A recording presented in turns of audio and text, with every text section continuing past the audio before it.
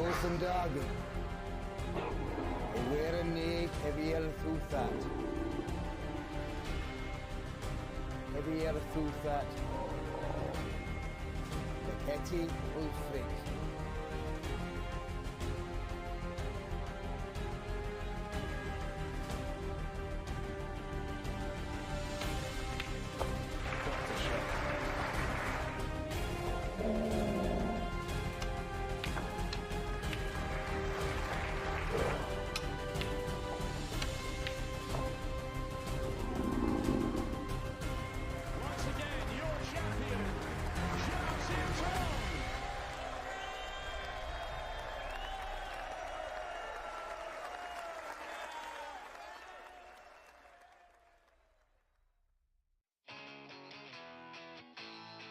Great sporting events make great stories. On Discovery Plus, watch Lycra Warriors battle. It has been a blockbuster. Hot shots fire. The legend. Sharpshooters strike. Ronnie O'Sullivan is in seventh heaven.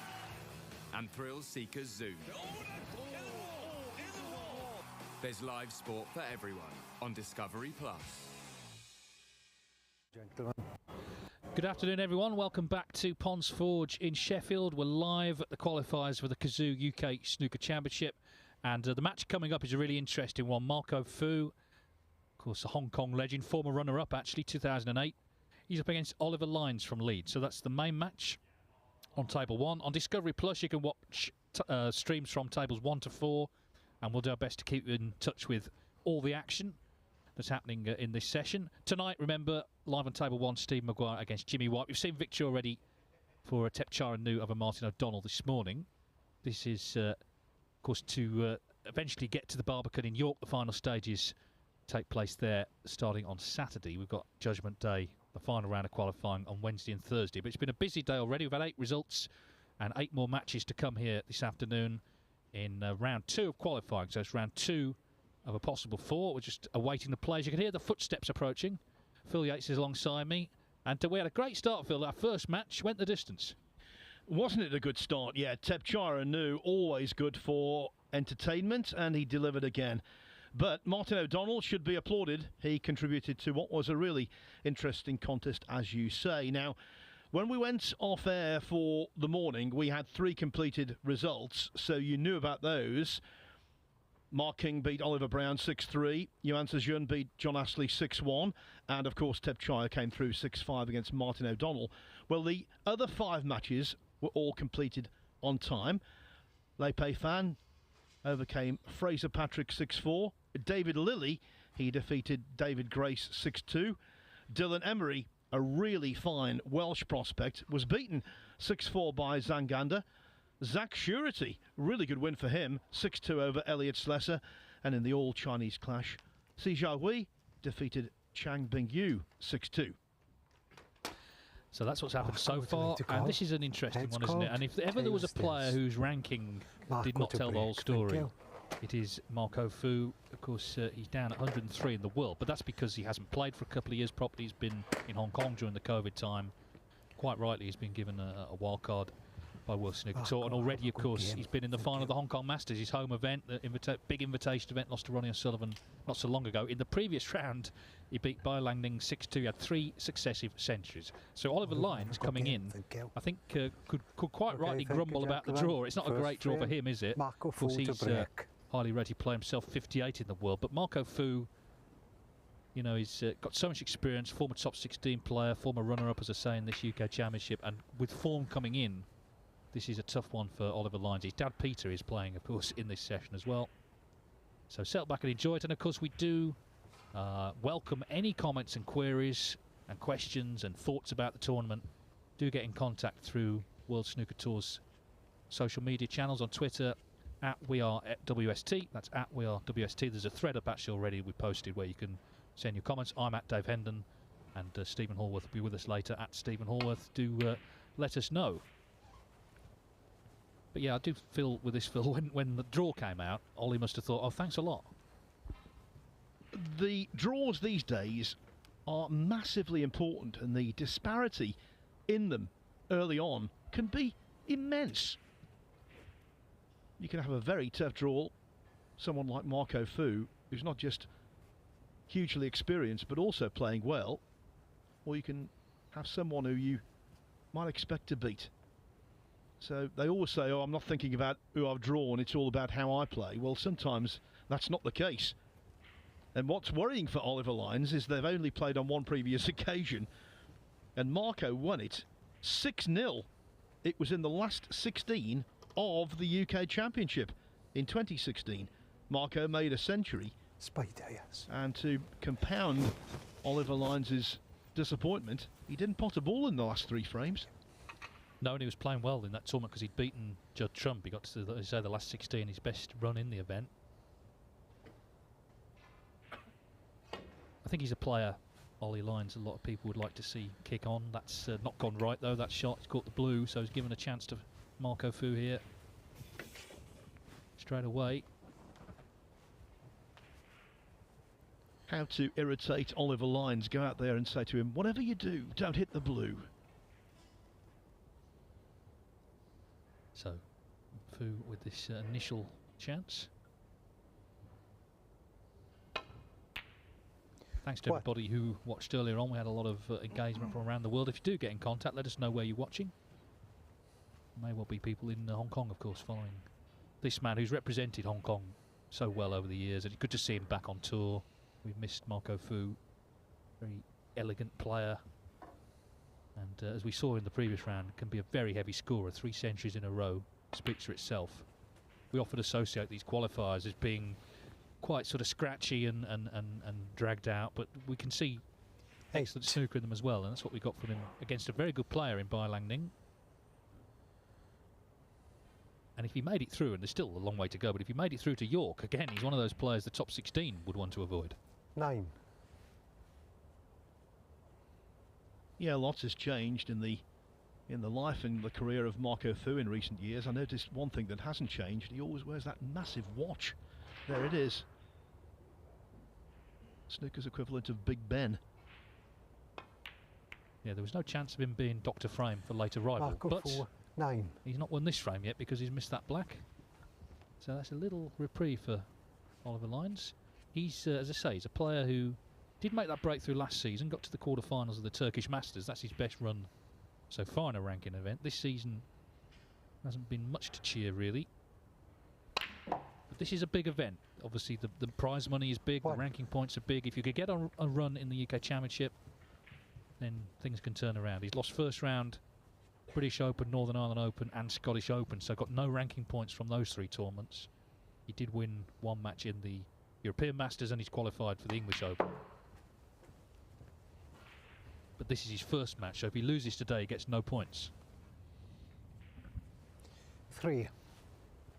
And this is Oliver Lyons' home tournament. Qualifiers in Sheffield.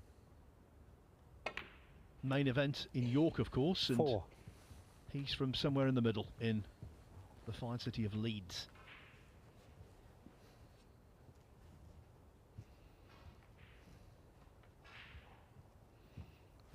He's got great practice facilities, the Northern Snooker Centre.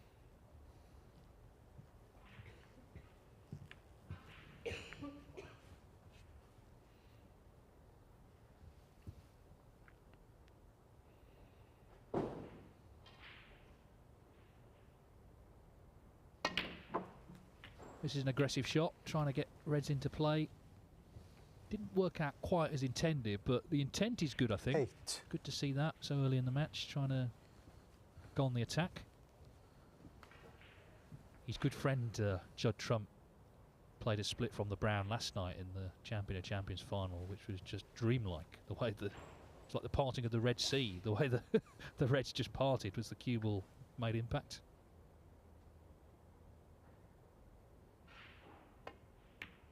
Still on that one though, so he can 9. continue this break.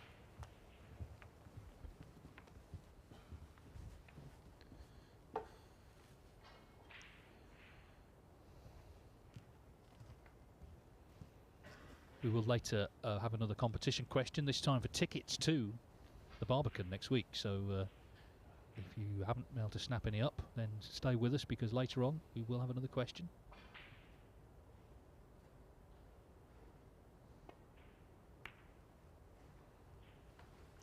Oliver Lines 9. Well, he made a wholesale mess of that. He's actually fortunate where the black has come to rest that it's pretty much taken the red across the top cushion out of the equation, because it's a big risk for no reward.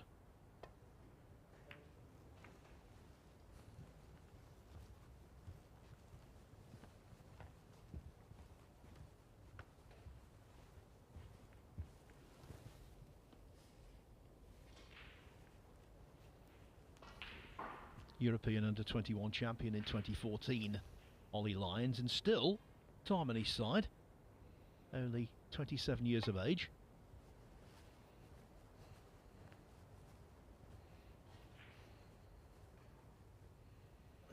Foul. And these days, Dave, if you're 27, you're considered by some to be a young player. I suppose in comparison to our world champion, Ronnie O'Sullivan, who's 47 next month, he is. I just think the way the circuit's structured, if you can have one good week, and in this tournament, yes, you know, she put it up. it would really make a difference. Just get those big points, climb the ranking list, get the confidence. He had that run to Turkey in the quarterfinals last season, where he came very close actually to being a semi-finalist. Lost in a decider to Sean Murphy. There's John Pellew just gets this I did move sorted it out. anyway. Okay, thank you. The referee.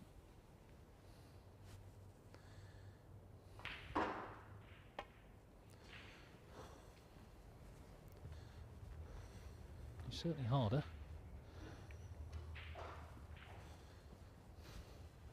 Yeah, Marco Fu, as I say, we saw in Hong Kong recently the big event there, and it really was big.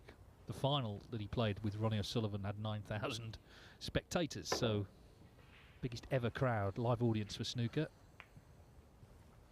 And of course he made that maximum, didn't he, in the decider against John Higgins in the semi-finals. It must have felt like a bit of a dream for Marco, not being able to play really for 2 years, and maybe thought his time was over, but to come back in spectacular fashion in an event like that, well, couldn't really ask for any better, I suppose, other than actually winning it.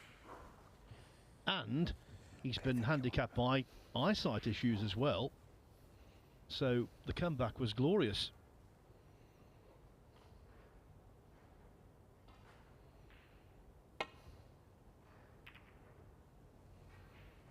That safety from there was pretty glorious. Had to just flick the reds very thin.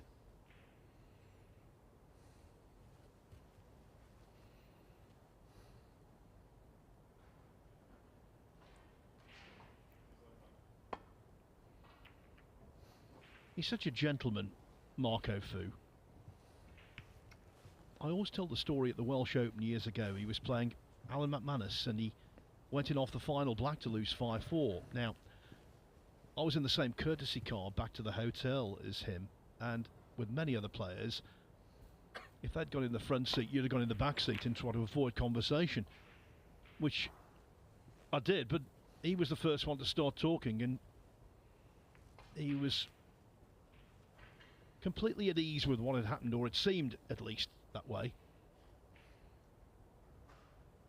Yeah, he's one of the gentlemen of the sport, isn't he? A lot of his education came in Canada, actually, which of course has traditionally been a hotbed of snooker.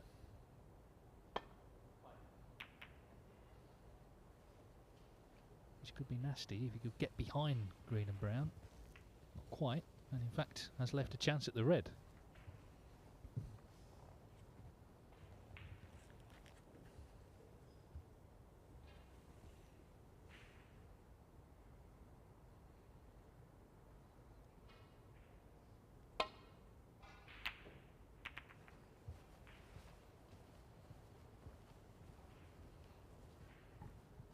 Now, first impressions there. Don't think he can get through to the red over the pocket. And if he can't, Ollie Lyons has got away with that. Maybe he can squeeze through though. Oh yeah, no problem. 1.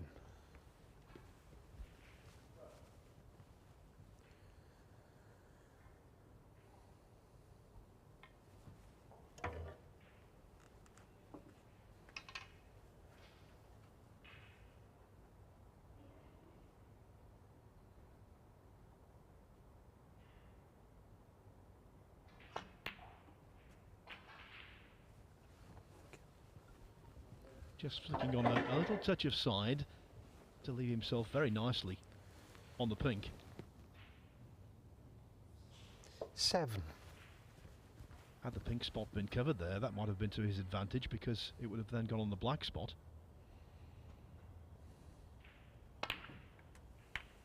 8. He believed it was available from there, but didn't screw back far enough.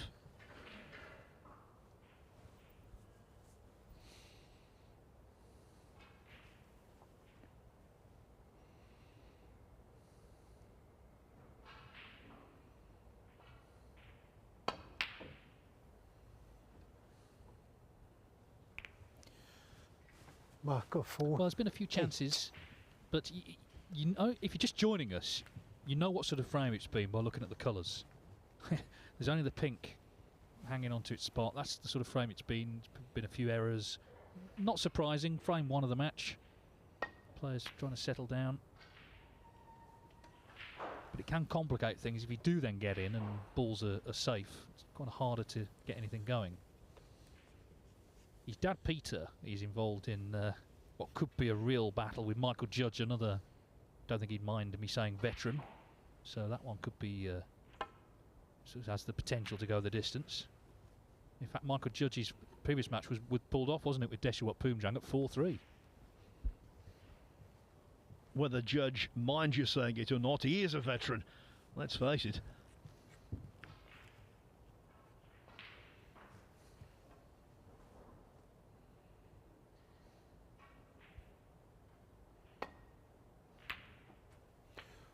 You can get a frame like this at any point of a match between any two opponents, but more than likely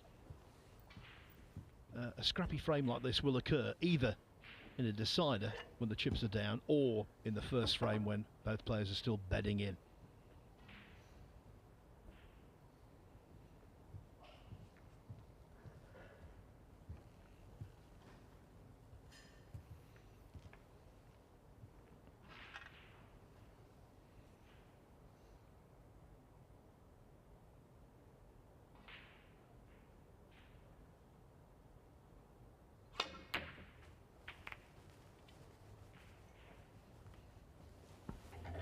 Not as intended, but that's worked a treat. Just flicking off the bunch, coming back across the table, and now this represents a really good chance.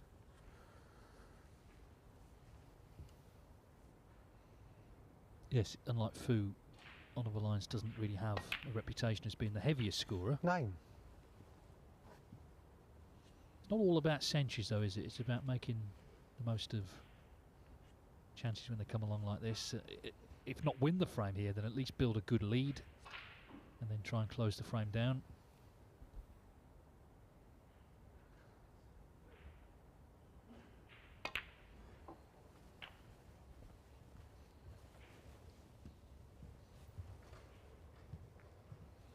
Size breaking tournament play 139 at the World Championship 2016, the qualifiers. 32 centuries to his name for his career.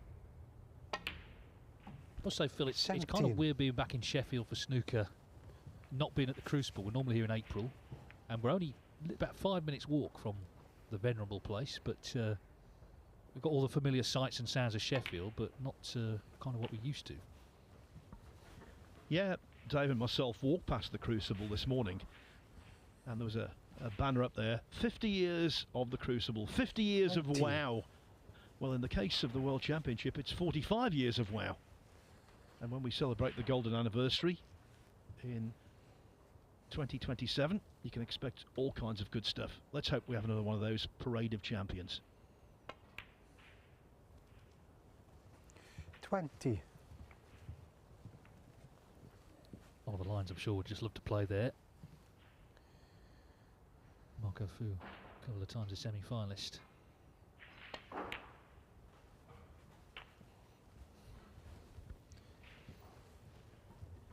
Yeah, Fu's best chance 27 was when he made that extraordinary recovery against Peter Ebden that came up just short. I was so disappointed for him. 28.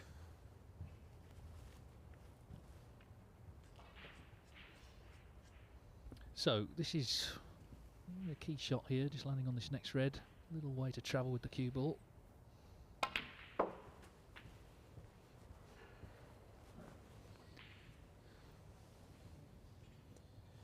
Well, he's looking in fact at the plan.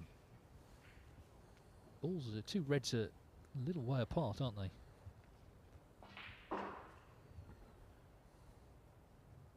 This is a little concerning to me. Not even directly behind them.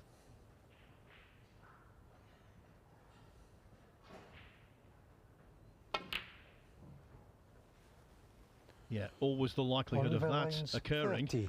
At least he had the good sense to take the cue.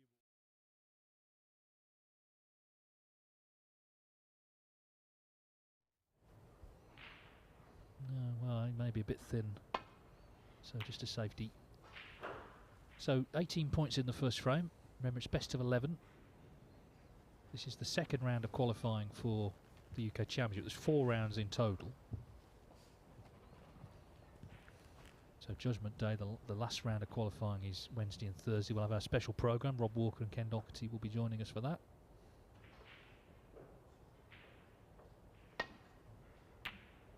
The winner of this match plays another very experienced player, a few more experienced actually, Anthony Hamilton, been the pro since 1991, but shown some good form of late. So, be an intriguing matchup, whoever comes through.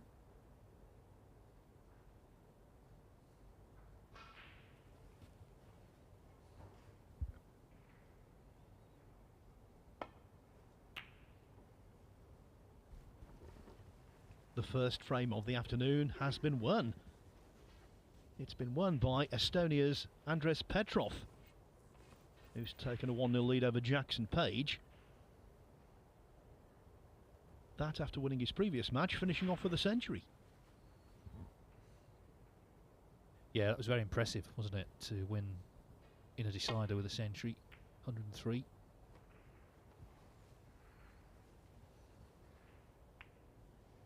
Well, to catch the green like that, a little fortunate, but he played it well. He was a thin safety, he played it well. Okay, thank you, Mark. So a little nudge helped, but it was a nice shot anyway.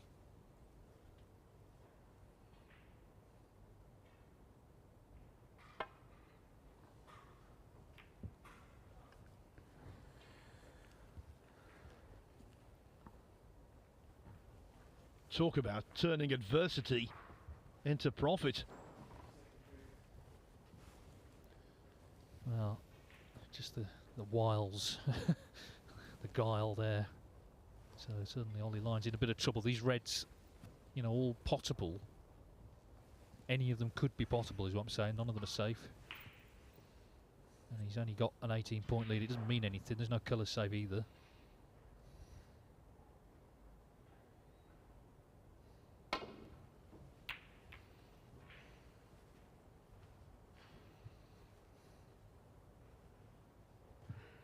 Well, it is a chance this for Marco Fu.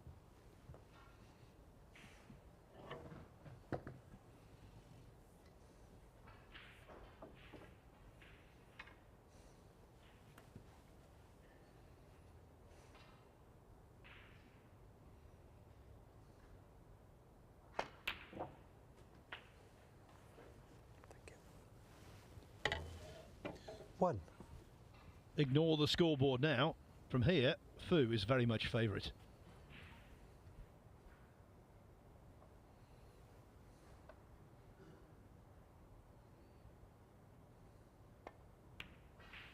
Yes, he's got a good UK Championship pedigree. Runner-up 2008, semi-finalist 2016, 4 times a quarter-finalist.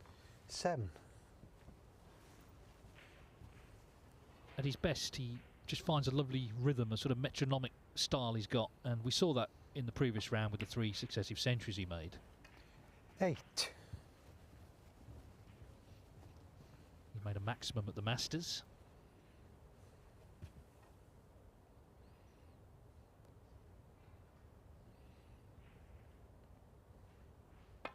If you're going to start a debate who's the best player not to win a Triple Crown event, then he would be in the mix, wouldn't he, Marco? Because he's been in the final of the Masters in the UK, 15. in the semis of the World Championship. I suppose modern day players like Barry Hawkins, Karen Wilson, would be in there as well. 16. But they're only in there because they've so highly regarded. They've won tournaments and just yet to quite land one of the real big ones.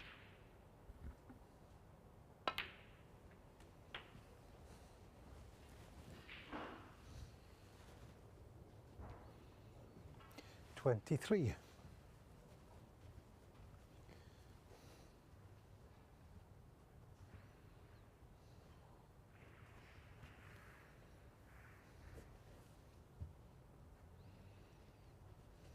5 points to the good, so up to and including the blue required.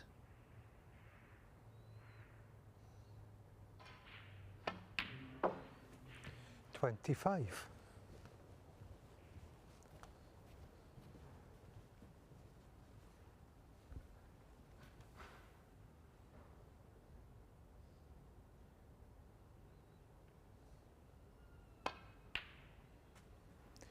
$28.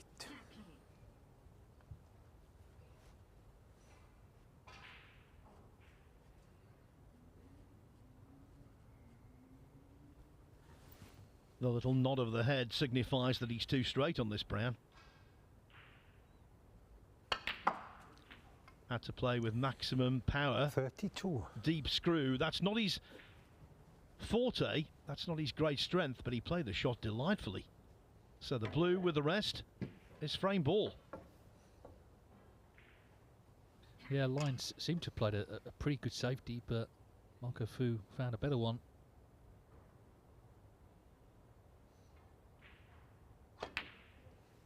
Marco Fu, barring snookers, has won the opening frame. 37. Really great to see him back on tour. And he doesn't really seem to have lost any of his edge. He's been practicing, of course, during that period, just hasn't had tournament play during the COVID time. Well, Marco Fu. okay, 37. theoretically, you can tie with a snooker, but got to keep the pink out first.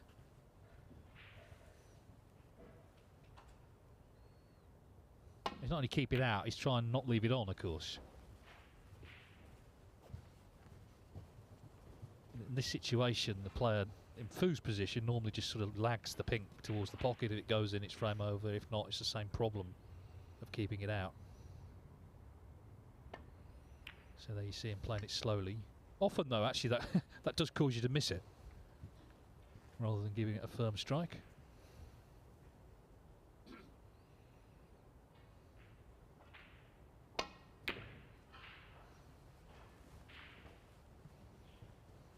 Yeah, you make a very good point there. When players are trying to roll balls over the pocket, it's an unnatural thing because they wouldn't do that normally. Sometimes I think it's just best to try and pot the ball in question in a normal fashion.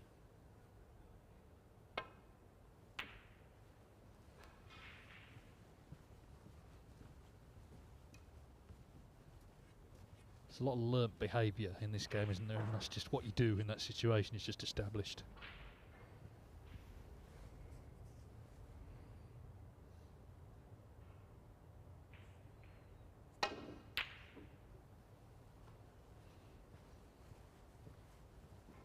Sam, who does the World Snooker social media, put a picture up of us, Phil. He's sneaked a picture of us in the commentary box. Hopefully that won't put anyone off actually sending us questions. But you can do that. At WeAreWST on Twitter, at WeAreWST.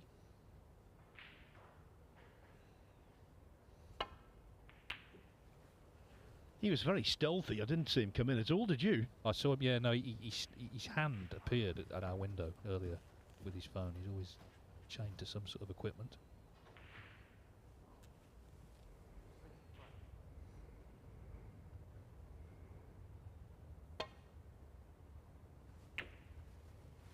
You never know in this situation. I mean, the classic example here was with pink and black on was the Northern Ireland Open final between Mark King and Barry Hawkins, where the black was over the pocket, pink and black on, black over the pocket. You'd think, well, how's he going to get a snooker? The only chance King had was to get the pink stuck on top of the black, and after 10 minutes, that's exactly what he did. and Hawkins duly knocked it in. But it seems Fu is kind of in control of this exchange. He nearly got a snooker himself there. That was the intention.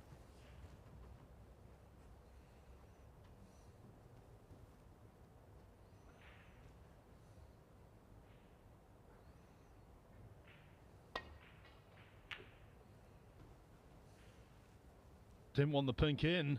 Lines. You know, in the semi-final of the UK Championship many moons ago,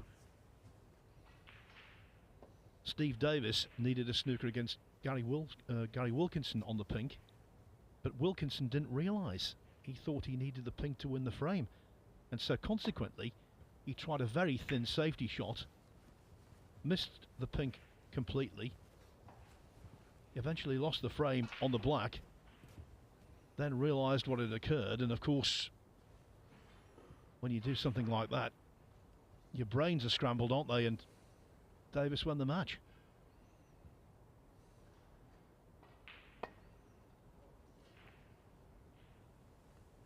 Well, that was a good effort. It's very thin on the pink. Fu can still see the other edge of it. Never know though, the longer these exchanges go on, obviously the more chance that you can actually get the snooker.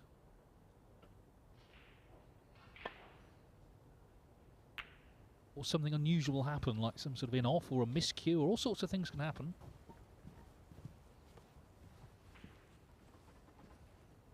Marco Fu lost a frame in the semi-final of the World Grand Prix against Ryan Day 5 years ago, after Day needed 4 snookers. In this tournament, in the qualifiers already, we've had frames won from snookers required. Rhiann Evans needed at least 2 in one frame and salvaged it against Dwayne Jones, although she eventually lost the match.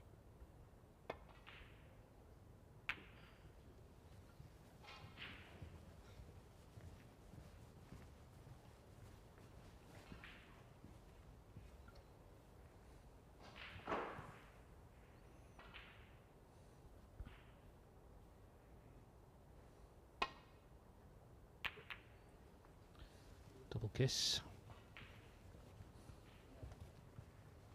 It's cuttable. Obviously, the concern here is the cue ball, but if you can knock this pink in, then we're into frame 2.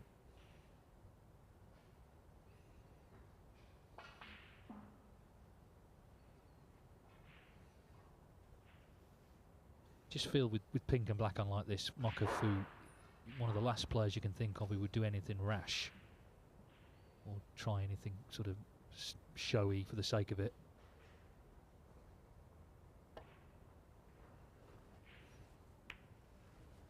Yeah, I mean, he was very cautious there, wasn't he, the way he played that.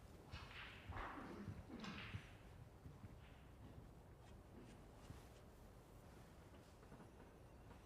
little bit too much, really. Oliver Lyons relieved to at least have another chance to get this snooker. Of course, it's not just the snooker, it's got to be missed by Fu, so it still feels like a tall order. You're going to have to get that cue ball really nailed in behind the black. That's his best chance. Pink in the middle of the table somewhere, so there's room to go around it. So it may take a while to get to that stage.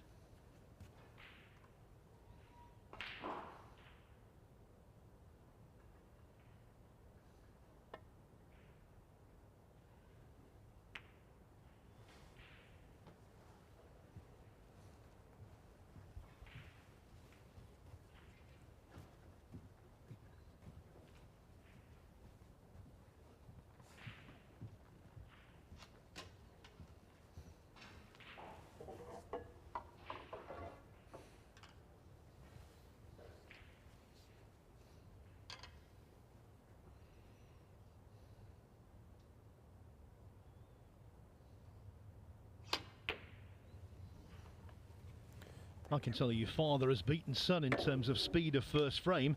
Peter Lyons has taken the opener against Michael Judge. Scott Donaldson, former Championship League winner from Perth up in Scotland, he's 1-0 up on Ashley Hugill. Mohammed Asif from Pakistan, good player. He leads 1-0 against Hamid Mir. Cao Yupeng 1-0 up on Callum Beresford, an amateur.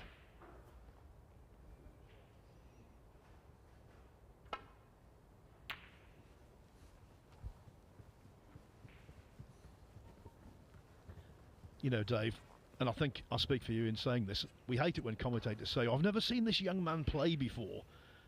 I've never seen Callum Beresford play. Don't know anything about him, but he had a really good result in the previous round.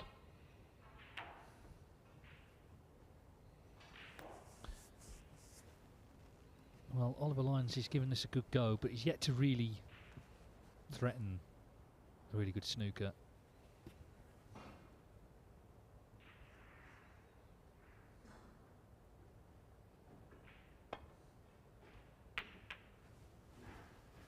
Well, that's a mistake, the double kiss. So let's see now, because he felt for a long time like Fu was in control of the exchange, but he may just have lost it now. So can Oliver Lyons get this cue ball in behind this black?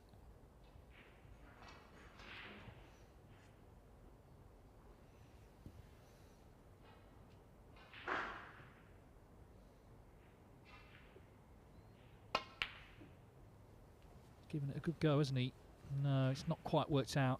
And ironically, the first real mistake Fu's made has probably won him the frame, because the pink, he's got to play this properly, just knock it in. No sort of lagging it towards the pocket, just pot the pink and we're into frame 2. And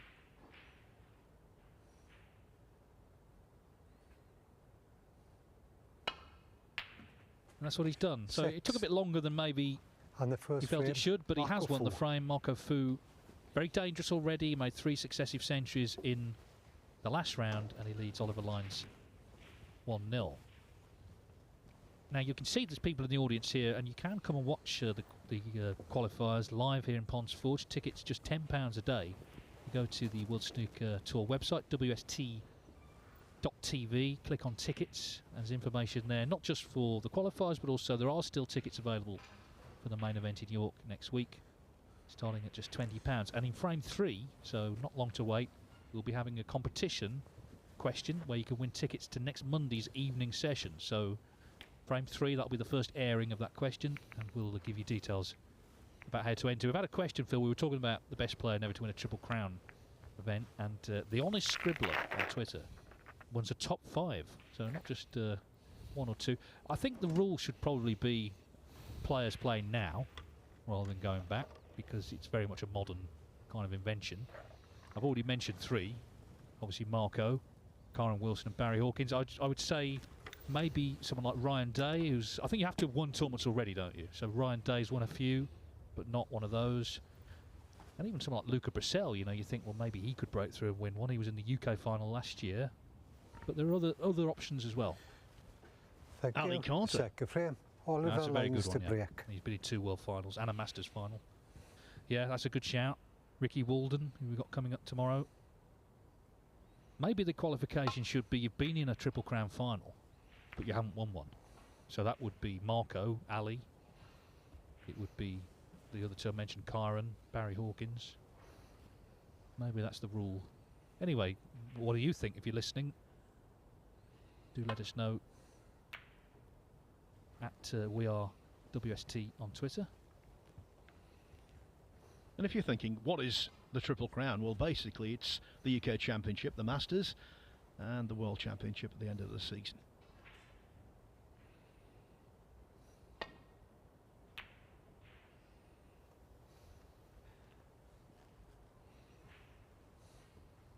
The Triple Crown in the USA has very different connotations. That is horse racing.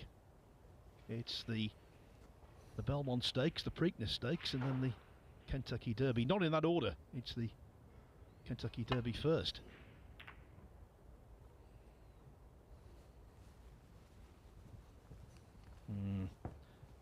That constitutes a false start to this frame for Fu, catching that middle pocket bump.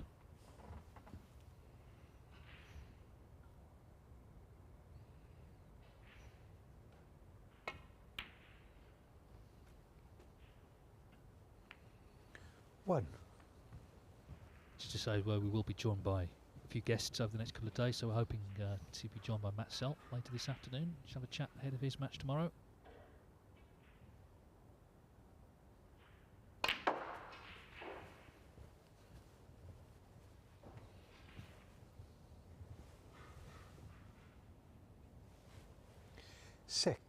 And if Peter were to win before this match is over, we would have to get him in, wouldn't we, later to to sweat it out with Ollie. I know Peter doesn't like playing the same session as his son because he likes obviously to follow what he's doing. It's a bit sort of awkward. You concentrate on your own match, but you're also wondering how your boy's getting on. It's a sort of unique position. Obviously, going back, we had Jeff and Neil Folds.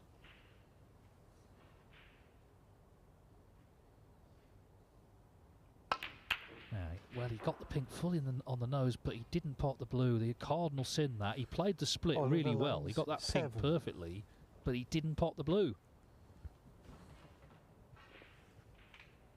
And leaving Fu at the business end of the table with all of the high value colours open is not recommended.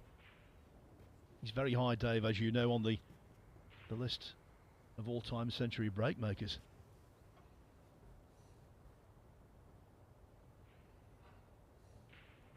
Yes, 507 to his name, so right up there in the top 10.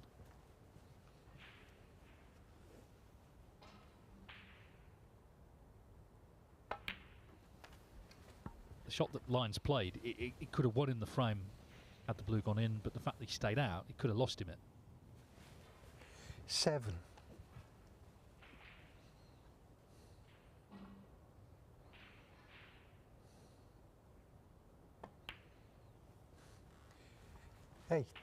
Q Sport in general is in a very good place in Hong Kong. Not just snooker, they've got a couple of really good pool players in Robbie Capito and Lo Ho Sum.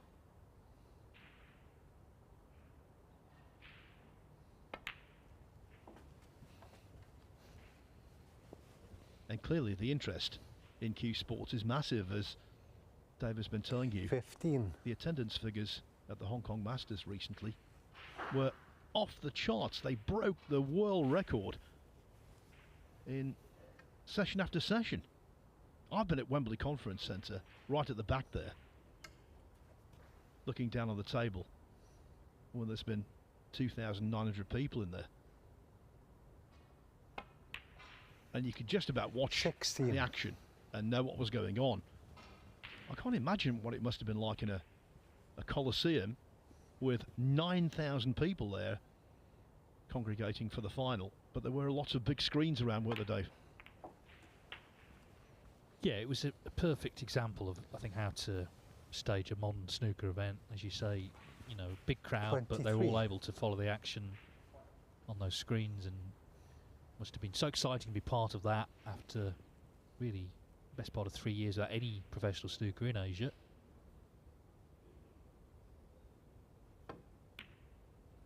Well, it wasn't ideal, that was it, and that's a real reprieve for Oliver Lyons, who was left himself quite a nasty shot there, actually.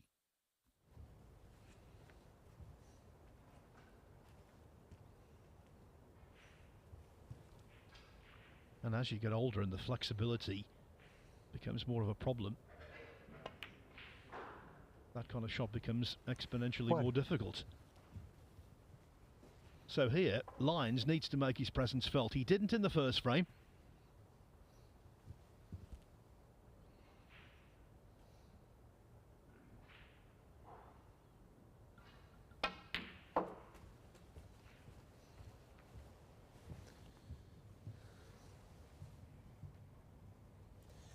Three.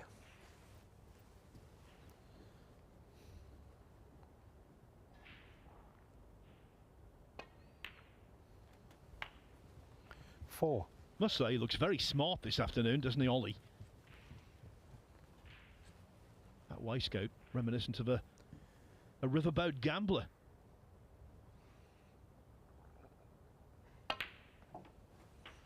But will he be dealt a good hand in this match? You have to believe 11. He must score. Yes. Can't imagine he's going to do any real damage in bits and pieces. No, and especially now he's got this second chance, because, as I say, could have lost the frame from going into the reds, not polling the blue. I mean, we talk a lot about centuries and maybe too much, but the fact is he only made 4 last season. He's only made 1 this season. When you compare it to the players at the top of the list, that's not a huge amount.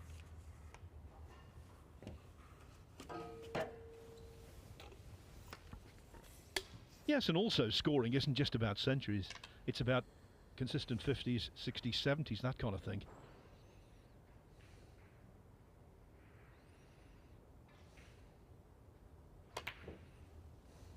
Again, leaves the table prematurely. Thank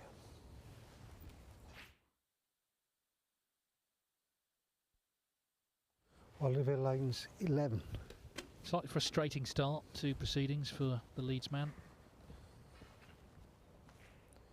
In a match where you will be aware he'll have to play well against a very experienced campaigner.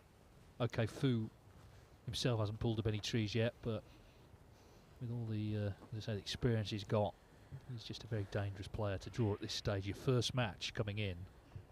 Remember, if Oliver Lyons were to lose the match, he wouldn't get any ranking points.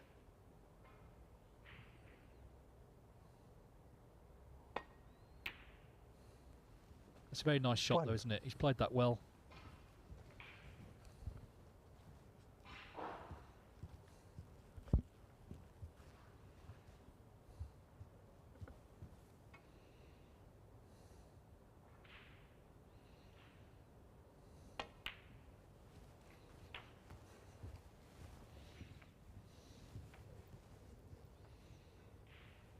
Eight.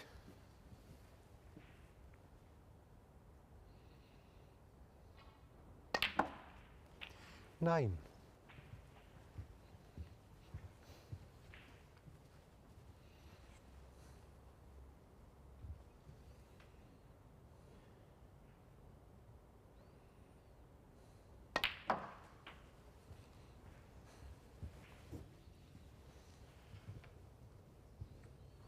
16. Might just be able to nudge a couple more reds out here.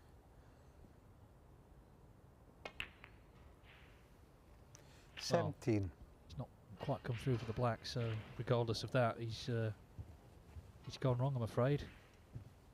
Trying to develop, as I say, a couple more reds, but the important thing is to continue the break. So disappointing, because it was another opportunity. He leaves the table just 12 points in front. Such is the demand now, Phil, for the Barbican in York. It's become really the home of the UK Championship. But in fact, there's a lot of interest already in tickets for next year. And in fact, they will be available for the 2023 UK Championship from November the 18th. So if you register by 9 o'clock on the 17th, you can make sure you're in the priority window with the first chance to buy those tickets. So that's 9 o'clock on the 17th. If you're registered by then, you're in that priority window. Go to wst.tv for details. You click on the form there under the tickets, and you can register. Because it's a lovely place to go, apart from the snooker, which is always good. Unlike that in-off from Marco. 4 Oliver Lines. York itself, particularly at that time of year, lovely part of the world, and you can enjoy the city as well as the snooker.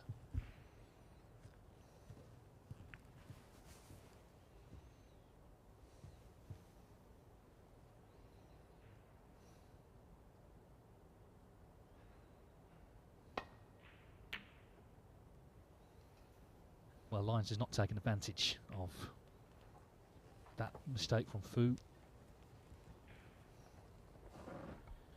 Yeah, and what's more, the kisses off the blue and then the yellow, it's left a shot to nothing for Fu. The red just to the left of the pink spot. 1.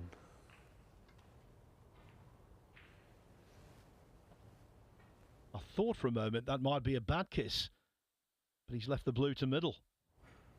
And one good positional shot here.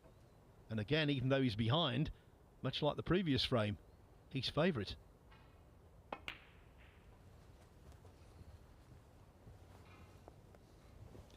Thank you to Miller Sophia, who's enjoying 6. the action in Finland, enjoying Stephen Hallworth. He'll be back. Don't worry, Stephen will be back after the interval. We just allowed him a little walk around the city centre to clear his head, but he will be back, doing a fine job. He's a bit too popular for my liking, Stephen. Good lad he is. Well, Marco Fu, the worrying thing for Lions is Marco Fu hasn't really played his best yet, but he's in with a chance to lead 2-0. Of course, the danger is if he does start to find that lovely groove that he can, then he's going to be hard to beat today. So Oliver Lyons already, I think, 14. ruining a few missed opportunities in the first 2 frames.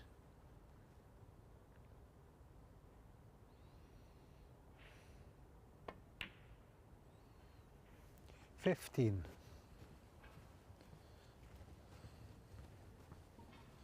This is a player who's won 3 world ranking titles.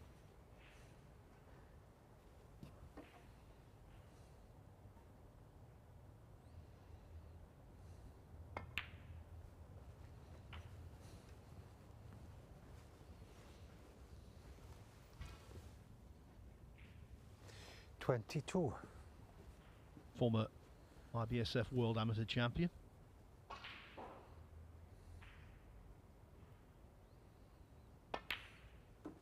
Captured that title in Bulawayo, Zimbabwe. If you're watching down in Zimbabwe or anywhere on the African continent, let us know.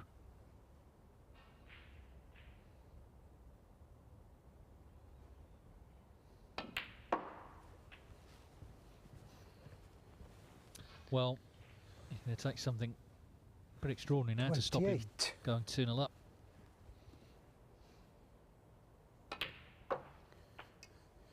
$29.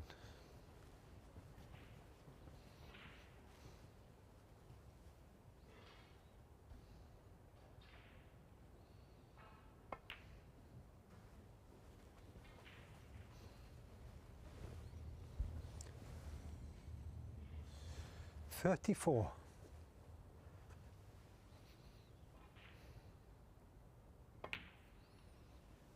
20 in front, so just to check at the scores, the green should be 2-0. You'll want to make sure though, we had about 10 minutes playing on for snookers on the pink and black in the last frame. It's just all time you don't really need as a player, so just make sure of these. 39.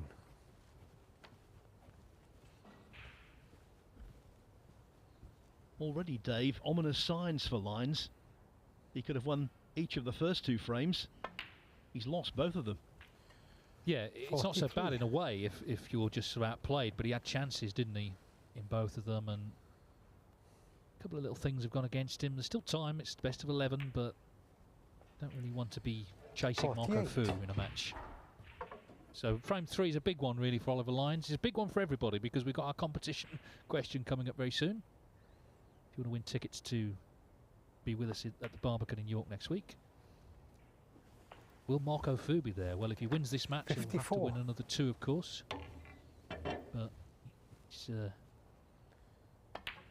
player who we know 61, very tough to beat. He's on top at the moment, leading Oliver Lyons here 2-0. Yeah, 61 clearance from Marco Fu. I was mentioning before he's won 3 world ranking titles. The 2007 Grand Prix, the 2013 Australian Open, and his most recent success, the 2016 Scottish Open, in which he beat John Higgins in the final. Now, the reason I'm mentioning the Scottish Open, that's the next home nations event. We've already had the Northern Ireland Open. We've got Scottish, English and Welsh Opens to come over the next few months. All heading to new venues, Edinburgh, Brentwood and Llandudno. Now, it really is a bargain if you want to buy tickets for the Home Nations events. Tickets from just £10. And if you turn up on the first day, on the Monday, all of the big names will play because they're seeded through to the first round. I know, Dave, you've been commentating on the Home Nations since they began. And because there's so many matches, so much going on, there's never a dull moment. Very busy tournaments, good tournaments to come to, actually, for a spectator. You get to see lots of matches, lots of players. You know, on day one, you see pretty much all the top players. And, you know, if you don't like one match, you can go and watch another one. That's the sort of thing it is. So, yeah, I very much advise taking an opportunity if you can come. And Edinburgh, a beautiful city where the Scottish Open is this year. Marco played brilliantly when he won it. Beat John Higgins in the final. He had something like 11 centuries in the tournament. My memory of it was because it was just before Christmas, and you know what John's like. It was in Glasgow, his family were there, such a friendly guy. And they invited Marco round for a bit of a sort of knees up. But of course, Marco is not a drinker and didn't want to get embroiled, so very politely said no. But I'm sure a good night was had by all. But that's typical of John. He lost in the final, still invited the person who beat him round for a bit of a sherbet or two. And of course, when Fu won his first world ranking title, that was in Scotland also, in Aberdeen. And who did he overcome in the final? Another famed member of the class of 1992, Ronnie O'Sullivan. Marco Fu to break. That's what he's capable of as he breaks off in frame 3. So as I say, we're giving away tickets this week to next week's UK Championship at the Barbican in York, Monday night, 7 o'clock. So this is Monday the 14th of November, a week from today, 7 o'clock. We've got 2 tickets to give away. And our question, and let's see how many people get this right. The question is, who is the youngest ever UK champion? So who's the youngest ever winner of the UK Championship? You can put your answers in either by emailing us, Cazoo competition at wst.tv. So that's the sponsor, Cazoo competition at wst.tv, or you can send it to World Snooker Tour on Twitter. That's at WeAreWST. So at WeAreWST. Who is the youngest ever winner of the UK Championship? Cazoo competition at wst.tv, or on Twitter at WeAreWST. And it's 2 tickets to next Monday night's evening session, where it's guaranteed to be, I'm sure, a very exciting occasion. We have had a couple of questions in. Thank you for everybody who's been sending us. I'm not sure this is the guy's real name, Defanot Poomjang. He's a bit of a parody account, but his question actually he's asking, Phil, is for you. He says, have you ever given a player a nickname before and has it stuck? He says, now your chance. Oliver, double yellow lines. Not sure that one really would stick, but anyway. I did give a player a nickname last year and nobody used it. I was very, very hurt. What about Alexander Ersenbacher, the Swiss who doesn't miss? I told Rob Walker that when he qualified for the Crucible, and Rob didn't use it. Well, he's putting a lot of pressure on Alex, isn't it? To never miss. There's ever been a snooker player in history who could boast that. Oliver Lyons hasn't missed that one, although that may be all he gets from this visit. Some of the questions as well. Jay Evans says, I'm loving the new setup for the qualifiers streaming. Is Marco still having issues with his eyesight, or has that settled down? He's certainly playing like there's no problems. Well, I believe the worst of that is behind him, and as you say, the way he's been playing suggests that it is. But that was actually, wasn't it, pre-COVID? That was actually an issue that could have stalled his career. Then the pandemic came along as well. He was genuinely concerned about his future. I can only assume, and I don't know for sure, but I can only assume that the eyesight problems, while they're not ideal, they've certainly abated enough for him to play competitive again.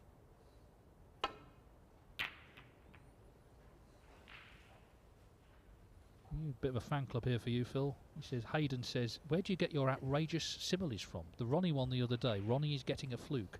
Ronnie getting a fluke is like a billionaire winning the lottery. He said he loved that one. Well, thank you, but I have used it before, actually. It wasn't... it was my own, but I have used it before. Yeah, I just thought that, because he's so good, it seems almost outrageous that he has to rely occasionally on good fortune. And there's no doubt about it, and he would be the first to agree. I think last week, at times, he did have a good run at just the right moments. Fluke against Rob Milkins, fluke against Fan Zhengyi in the early stages of the semi-final.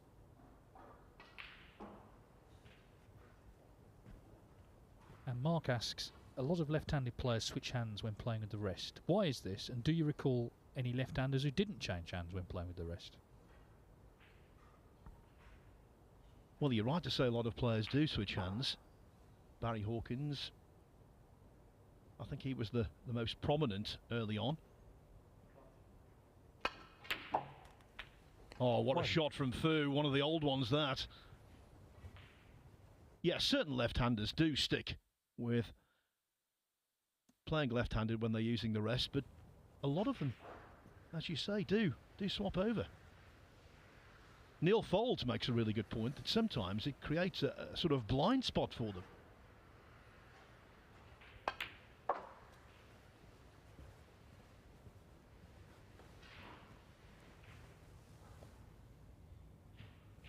keep the questions coming in on Twitter. You can contact me directly at Dave Hendon. That's at Dave Hendon, or World Snooker Tour at We Are WST, at We Are WST. They put a little thread up, actually, you can reply to. You find their Twitter handle. And we'll do our best to answer as many as we can. One thing I must say about Marco Fu, here we are commentating on this stream match on the WST YouTube channel and also Facebook, and now streaming in snooker is, well, it's part of the furniture, but that's not always been the case. And Fu actually made snooker streaming history. He was the first player ever to make a 147 break online, on the net, as they said then. He made it also in a very big tournament, the Scottish Masters. And there was two stories to that. One, he lost the match 5-1. It was his only success, the 147. And the other was, his prize was a car, and at the time he didn't drive. It seemed extraordinary at the time, didn't it? Making a 147 on the internet, of course, we've become so blasé about it since then. Things have moved on. It was the era of dial-up. It wasn't anyone actually managed to watch the whole break without the pictures breaking up too well. But 13. Yeah, that was a little first for Marco. Both of us showing our age. We were there, weren't we, Dave? Yes, indeed we were. Great event, actually, the Old Scottish Masters. Now, is he just on this red? He was worried he hadn't come quite far enough. Well, he was, and he didn't pot it.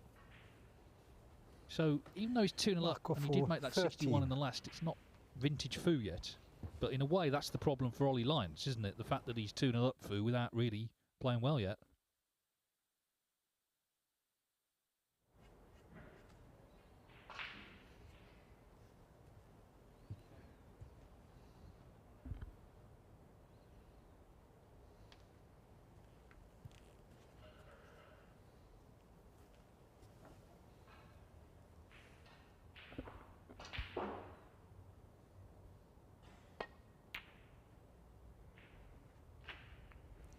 One.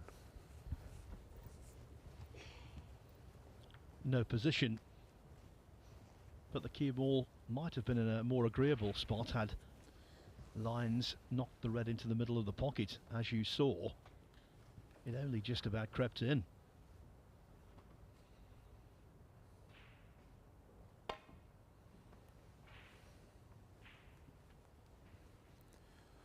Oliver Lyons, 1.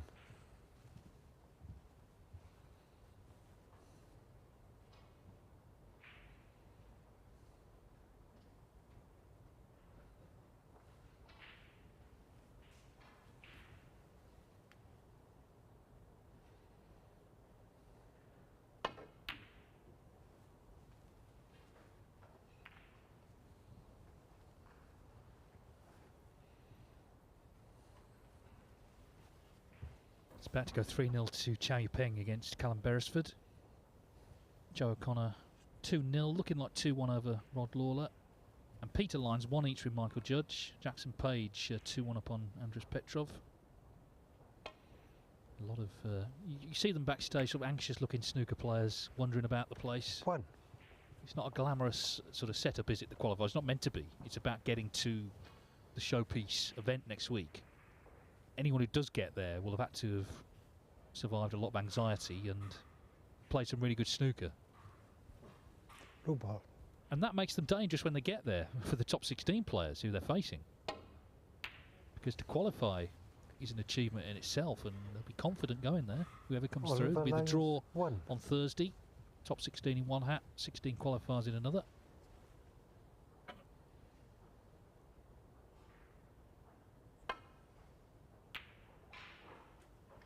Yeah, good pot from Fu. 1. Quite a nice little nudge as well. He's on the yellow. Black on the cushion is it didn't do any good. The pink's tied up as well. The blue off its spot. So it's not great, is it? But it's some sort of start.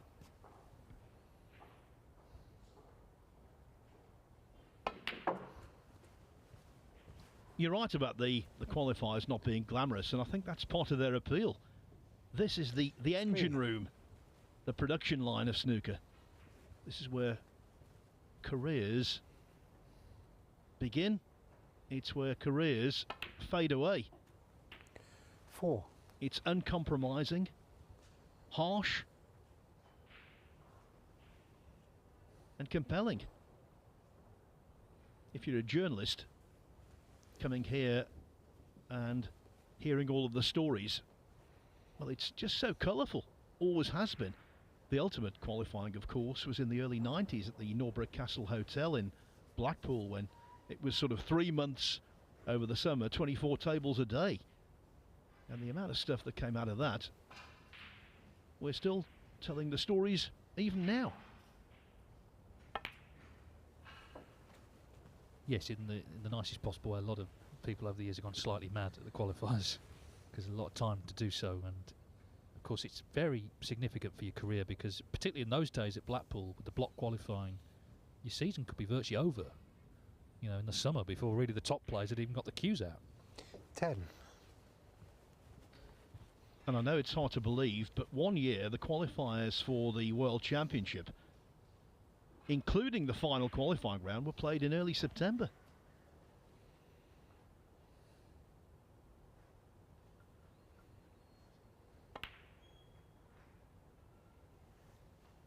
Lem. Stayed right down, didn't he? Wasn't sure about that.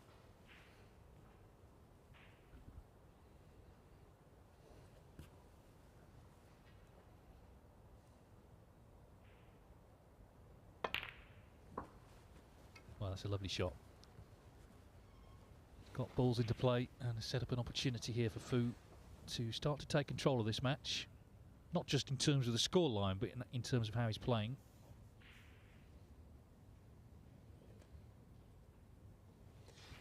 $17.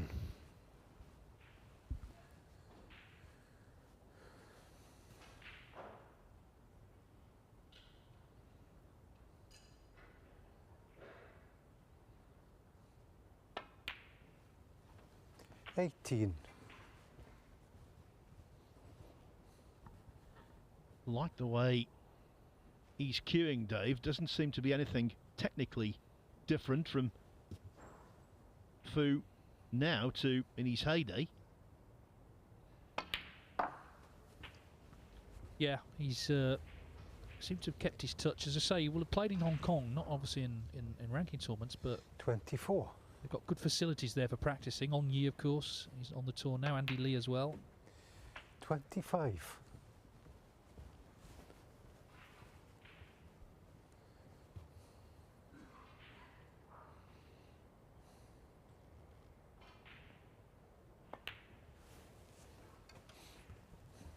My big thing in snooker is I would like to see the reintroduction of the World Cup with 3-player teams, 31. and Hong Kong obviously would have a very interesting trio.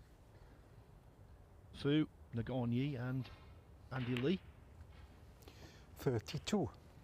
The World Cup we've seen in recent years, 2-man teams or 2-player teams, well, I think it's more sustainable, more prestigious with 3 in each team. Obviously, it makes certain countries less 38. competitive, I understand that, but I think it would be a really good introduction to the tour.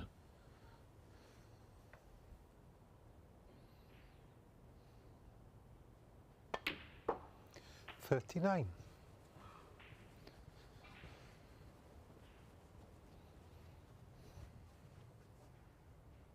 So he's just looking to close this out. I'll need another red after this pink.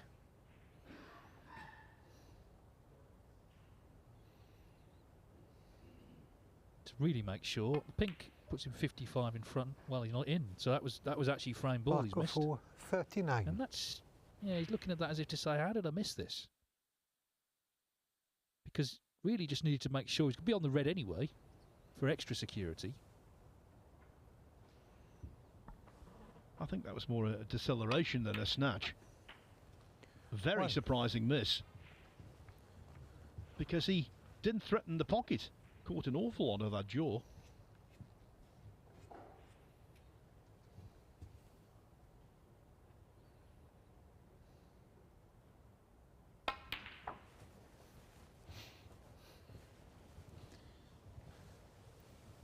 Well, it'd be a lot to ask to clear up in this visit where the balls are, but the frame should have been over. So Ollie Lyons sensing a chance to certainly get back into the frame.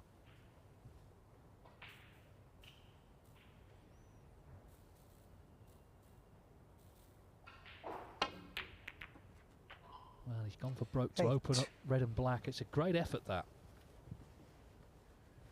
Didn't quite come off. He's going to have to pot this ping, isn't he? Looking at the scoreboard. He's going to have to go in. Even then he'll only be able to tie, but if he misses, he needs snookers.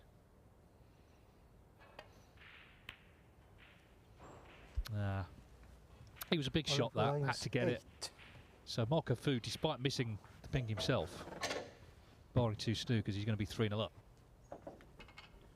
And that means he's won all 9 frames he's played against Oliver Lyons in pro competition. Yeah, in this tournament as well. 2016 they met, of course. 6-0 to Fu.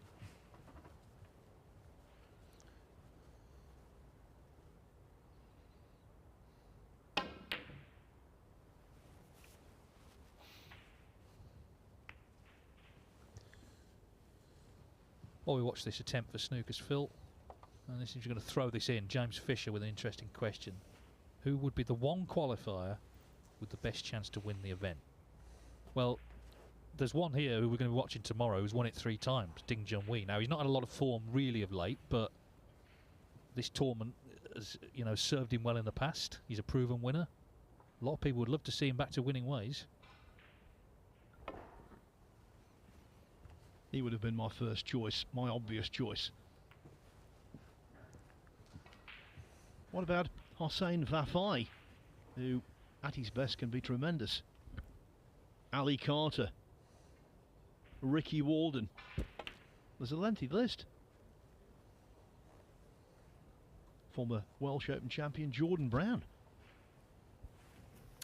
Well, yeah, one qualifier, he says. So I'm gonna snaffle Ding as my choice. But as I say, he's not won a tournament for a while. In fact, the UK was his last one, wasn't it, 3 years ago? Well, I've just mentioned that lengthy list. I'll give you another name, and this is my choice. How about the angry farmer coming back to form with a rich harvest in York, Dave Gilbert? Lyons didn't really want to pot the red because the chance of the free ball, but was sort of forced into it. So it's going to be 2 snookers needed on the colours.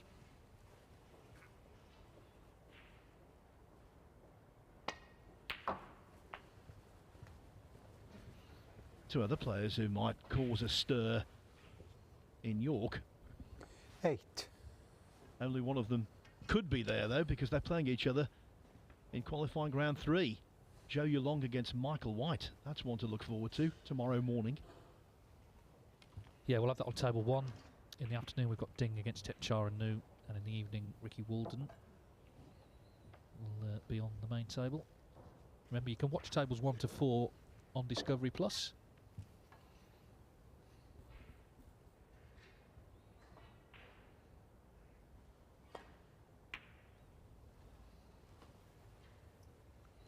Oliver Lyons 8.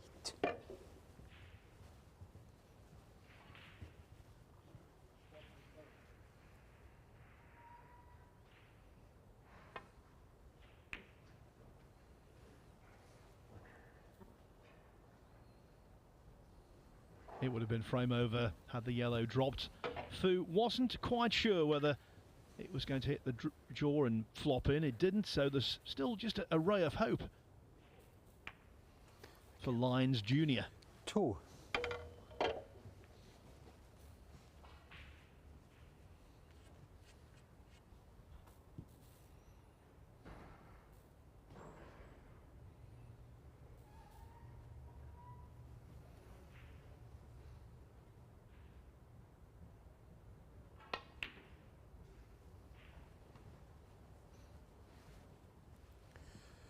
Oliver Lyons 2.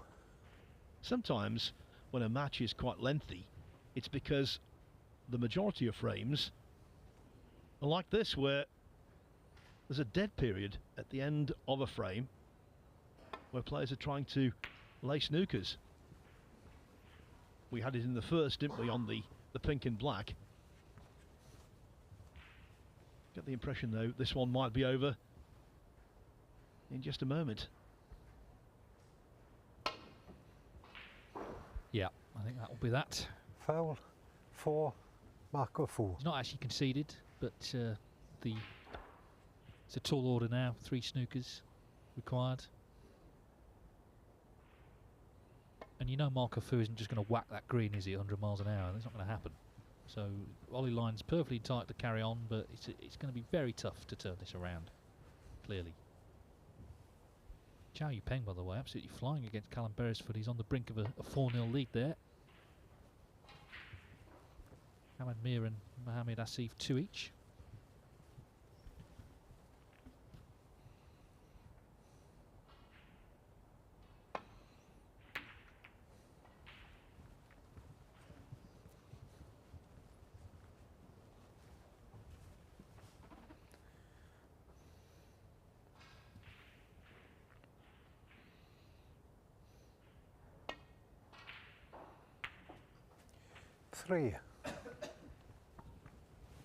Now at the moment, Oliver Lyons needs 3 snookers.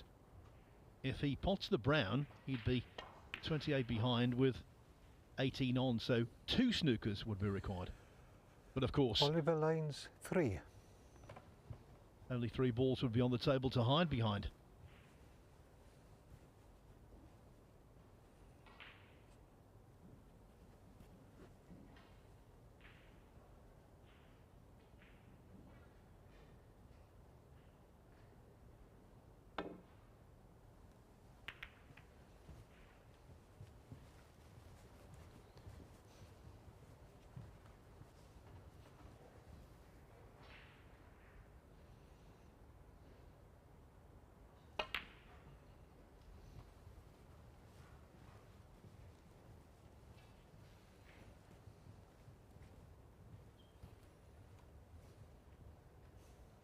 Well, you've got to admire his stickability, I suppose, but it really is a tall order, this. It's true, but you know the one way you're guaranteed to lose the frame is to concede it. At least he's showing willing, and there's a snooker. You see, so it has worked. Foul for once. Oliver He's got to do it Lyons. 2 more times. That's the only problem.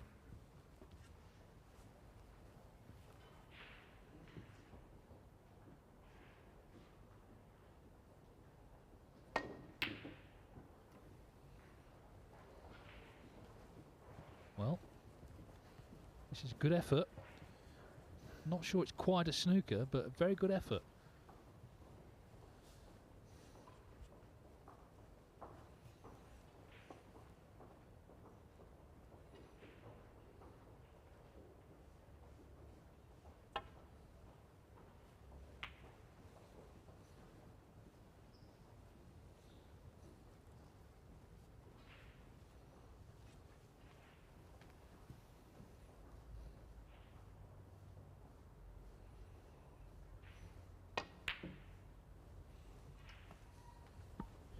Oh, that should have been a real problem for Fu. No snooker, no safety even. This is the thing in this scenario. I mean, he didn't get the snooker, as you say, but needing 3, you don't need 3 snookers. You need 3 successful snookers. So you might have to lay literally 30 to get the points. So it's a very tall order against an experienced player like Marco Fu.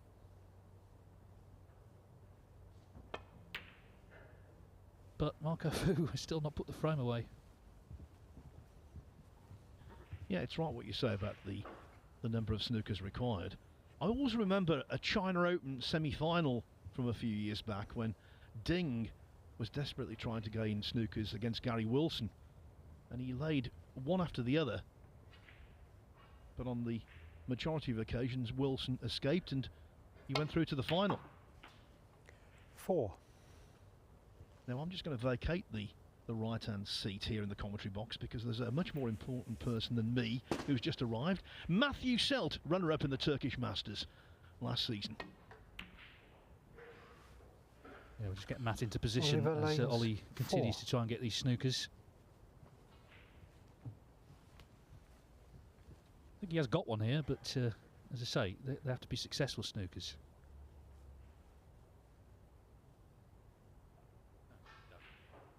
Hold that to you.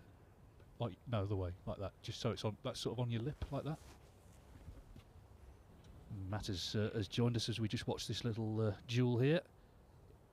You're up tomorrow night, Matt. How are you feeling about the week in general? Yeah, feeling quite relaxed. Obviously, I'm quite fresh coming into this tournament. I haven't really won many matches this year.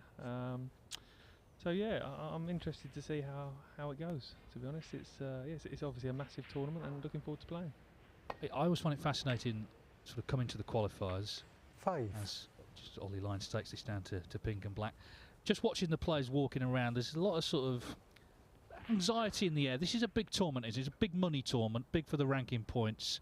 Everyone is kind of a little on edge, maybe. Yeah, I've noticed that as well. I would put some of that down to the fact that we're not at York this year. We're not all at the latter stages. So it's a big deal getting through to York this year. Like you say, massive tournament, big prize money on offer, and a lot of ranking points. And like you say, only 16 people going to leave here getting through. So we're all fighting for our place. Well, just to say here, of course,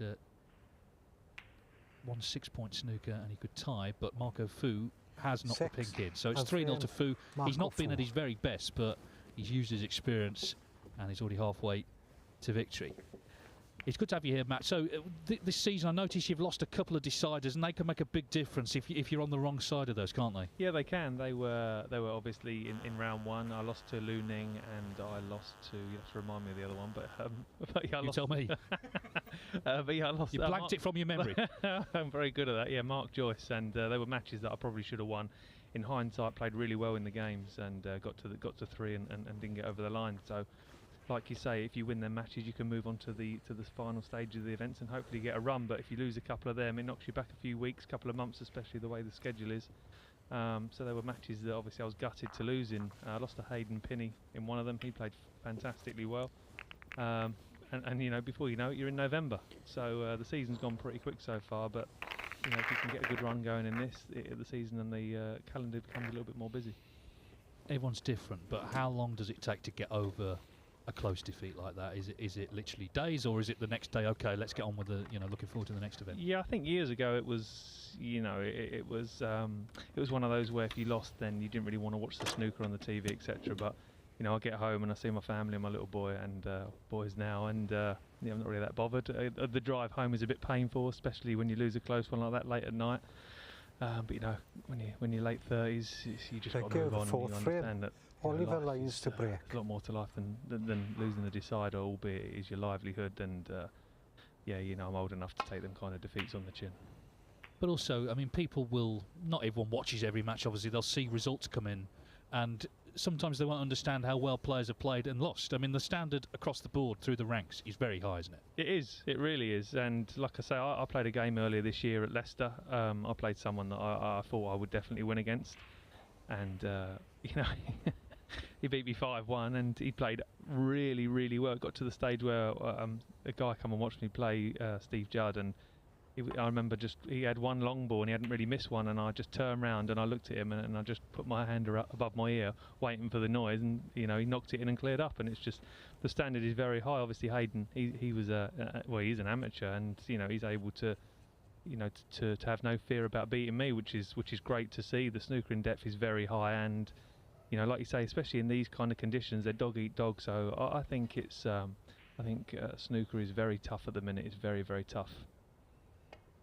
And this UK Championship, you had an extraordinary couple of matches a couple of years ago, didn't you? You had 4 centuries in a row, I think, against Amina Miri, and then the next round, was it Lu Ning, kind of did the same to you? Yeah, I had 5 in 6 frames actually, which I like to harp on about that. I'm the only player that's ever had 5 in 6 frames. That's the only record I'm going to take away of me at snooker.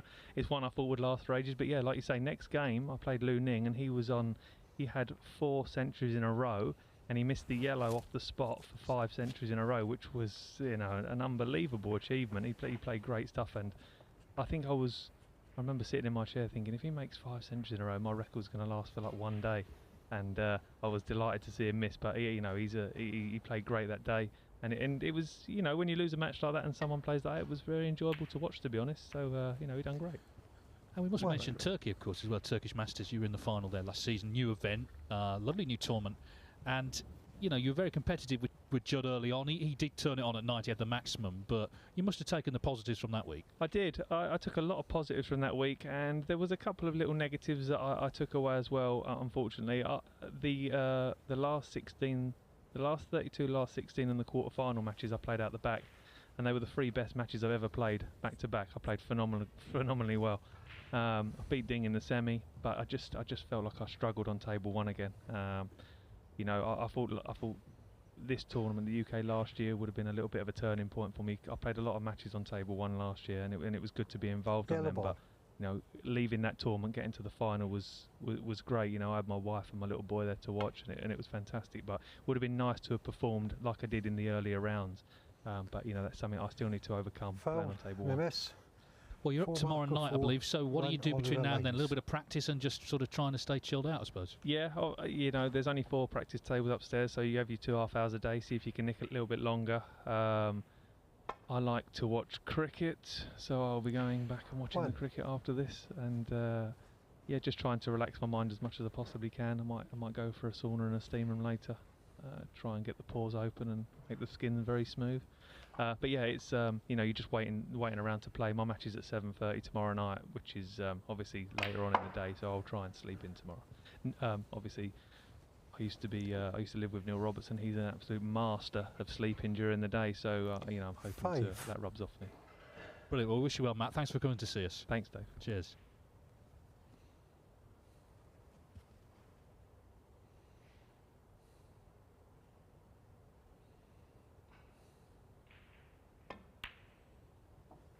Six.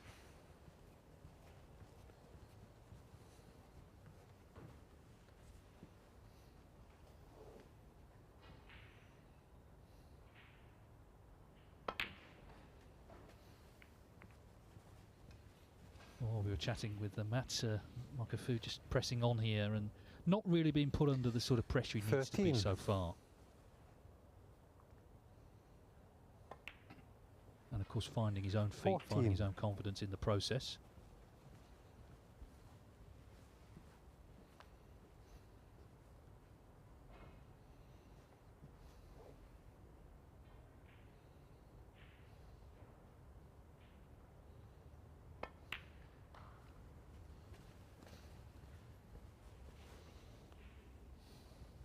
Had a question here from Mr. Pablo. Can you tell us what's on the players' tables? They look well stocked. Yeah, they are, aren't they? Well, of course, you get official beverage partners, and they've got their wares on there, then water and energy drinks and so on. So players don't go thirsty. The sort of sipping of the water, I always think of Steve Davis.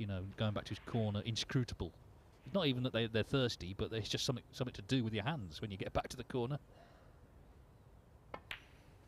Gone are the days where big Bill Werbenek used to come out with a foaming pint of something. The days are long gone. 29. Well, when he played at 10 o'clock at the Crucible, he got up around 6 o'clock to be able to drink enough to play. 30. It was a nightmare for him because the World Championship back then was the only tournament really where they had morning starts. Now it's very much accepted. And so he reckoned he needed 20 odd pints to be able to eradicate the tremor in his arm. And so yeah, he used to get a pre-breakfast and knock back a ridiculous amount of lager before most people had got up. Well, I think Marco might have actually come across him in Canada, as I say, when he was sort of learning his way. Very different characters, but 35. Marco Fu has got this frame now, and you have to say the match really in the palm of his hands. He's not encountering much 36. resistance. He's getting better. So he's going to take a slip up now in this frame where the balls are for Marco not to be 4-0 up. Yeah, Marco had his education, both formal and snooker, in Vancouver, British Columbia.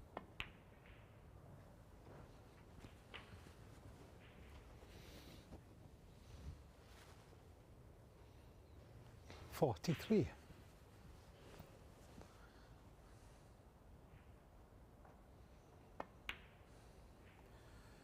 44.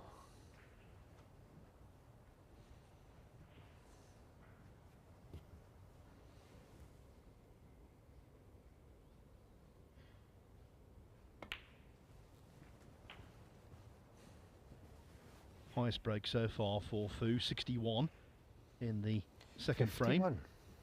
He secured the first on the blue, the second on the green, and now running away 52. with the fourth.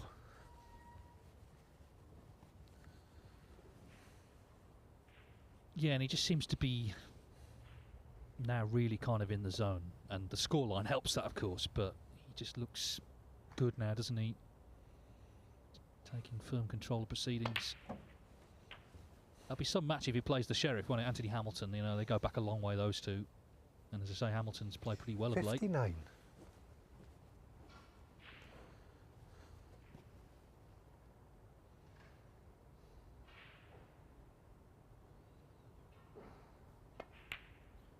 If Fu can win this match, 60. he's on £5,000 guaranteed and 5,000 ranking points. And the zone he occupies in the rankings, 5,000 points, means a big leap. But of course he won't be satisfied with that, and he shouldn't be. 67. He'll be looking for bigger and better things.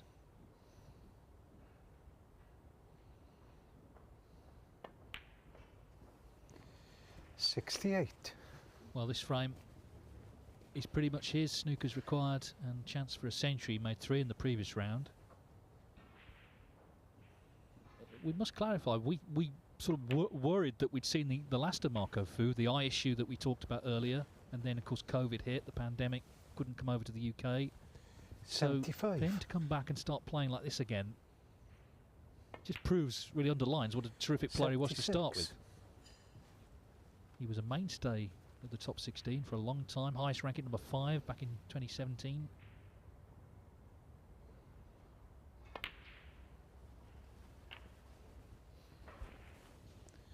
He's a bit of a big noise in Hong Kong as well. He's had his own TV show. He's a justice of the 82. peace. He's entitled to inspect prisons. Do your own jokes about ex-snooker players there. 83. Bottom line is, he's a great ambassador for Hong Kong. He's a great ambassador for snooker. But most importantly, he's a great player. And he's proven that here. One other thing, he hails from Happy Valley. That's appropriate for him at the moment. I wouldn't think so for Oliver Lyons.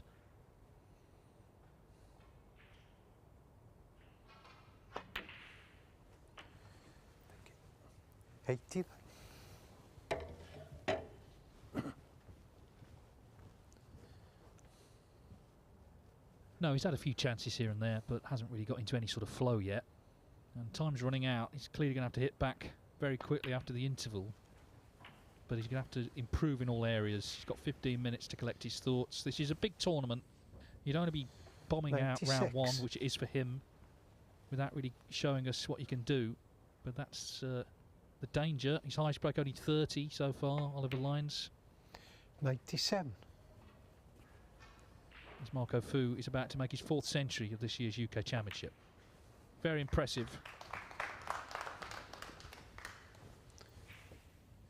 102. Chow Peng, by the way, while we watch this, has had breaks of 87, 72, 74 and 84 to lead Callum Beresford 4-0, so that's terrific stuff. Underlining what I was saying to Matt, you know, the standard is high, and even players who lose, it doesn't mean they play badly. 107.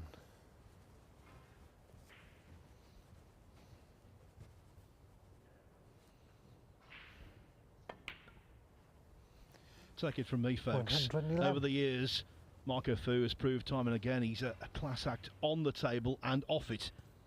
And it's great to see him back. I must say, 116. I'm delighted. I think Dave holds exactly the same opinion. Oh yeah, absolutely.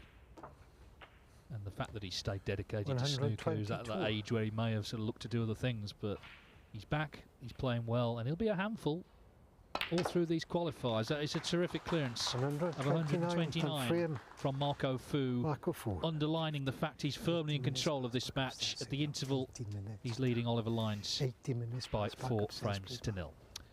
Well, of course, this UK Championship began in 1977. We've had some great memories. A lot of you will remember many of them. Let's remind ourselves of one now from 1983.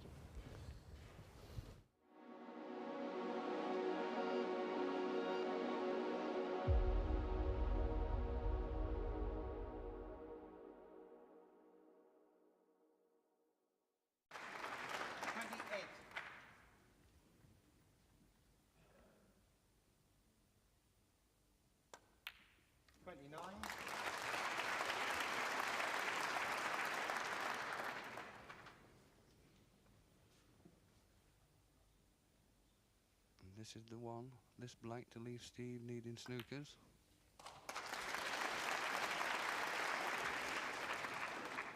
And this red, I would think, to clinch the match.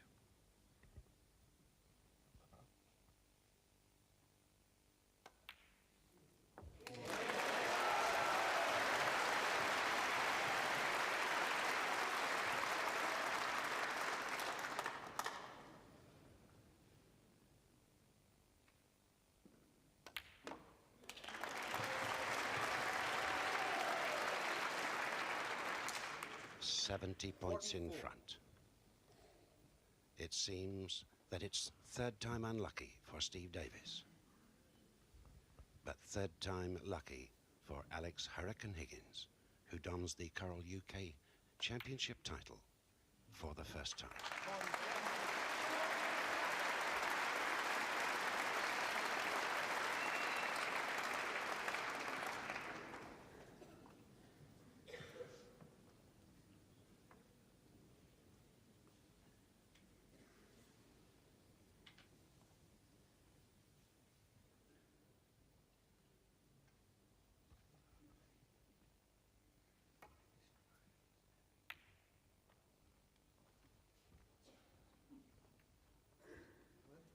And that's on the way to the pocket.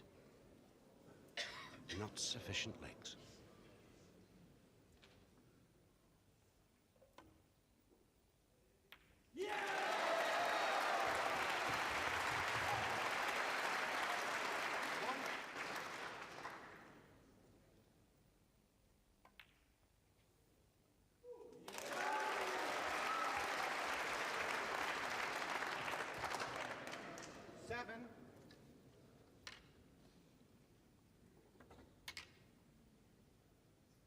Steve took the advantage in the first session with a whitewash over Alex, 7 frames to 0. Alex replied.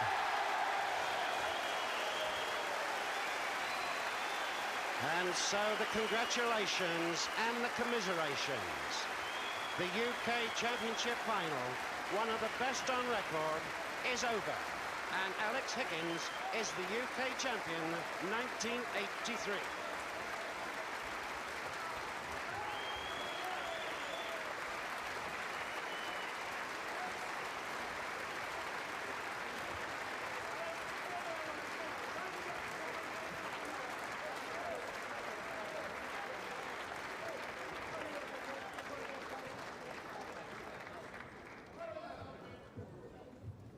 Ladies and gentlemen, would you please remain seated for the presentation of the trophy by Mr. Ken Tucker, Managing Director of Corals.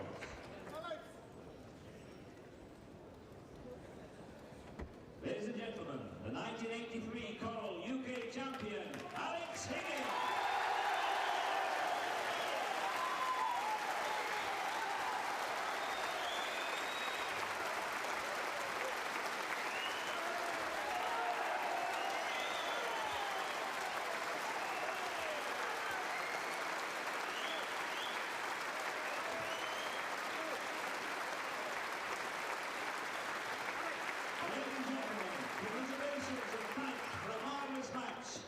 The runner-up, Steve Davis.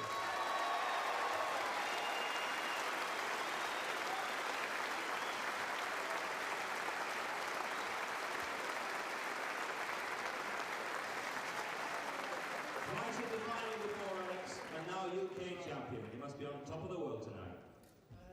I'm a little bit stunned, to be quite frank. I'm very unaccustomed to winning.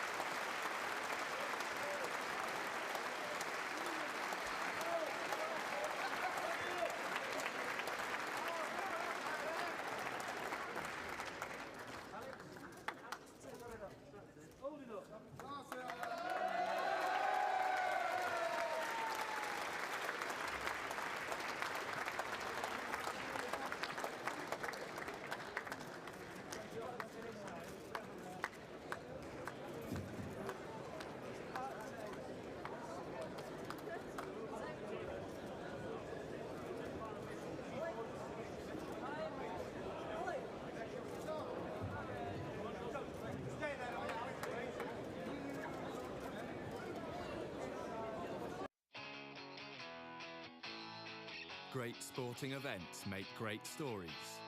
On Discovery Plus, watch Lycra Warriors battle. It has been a blockbuster. Hot shots fire. The legend. Sharpshooters strike.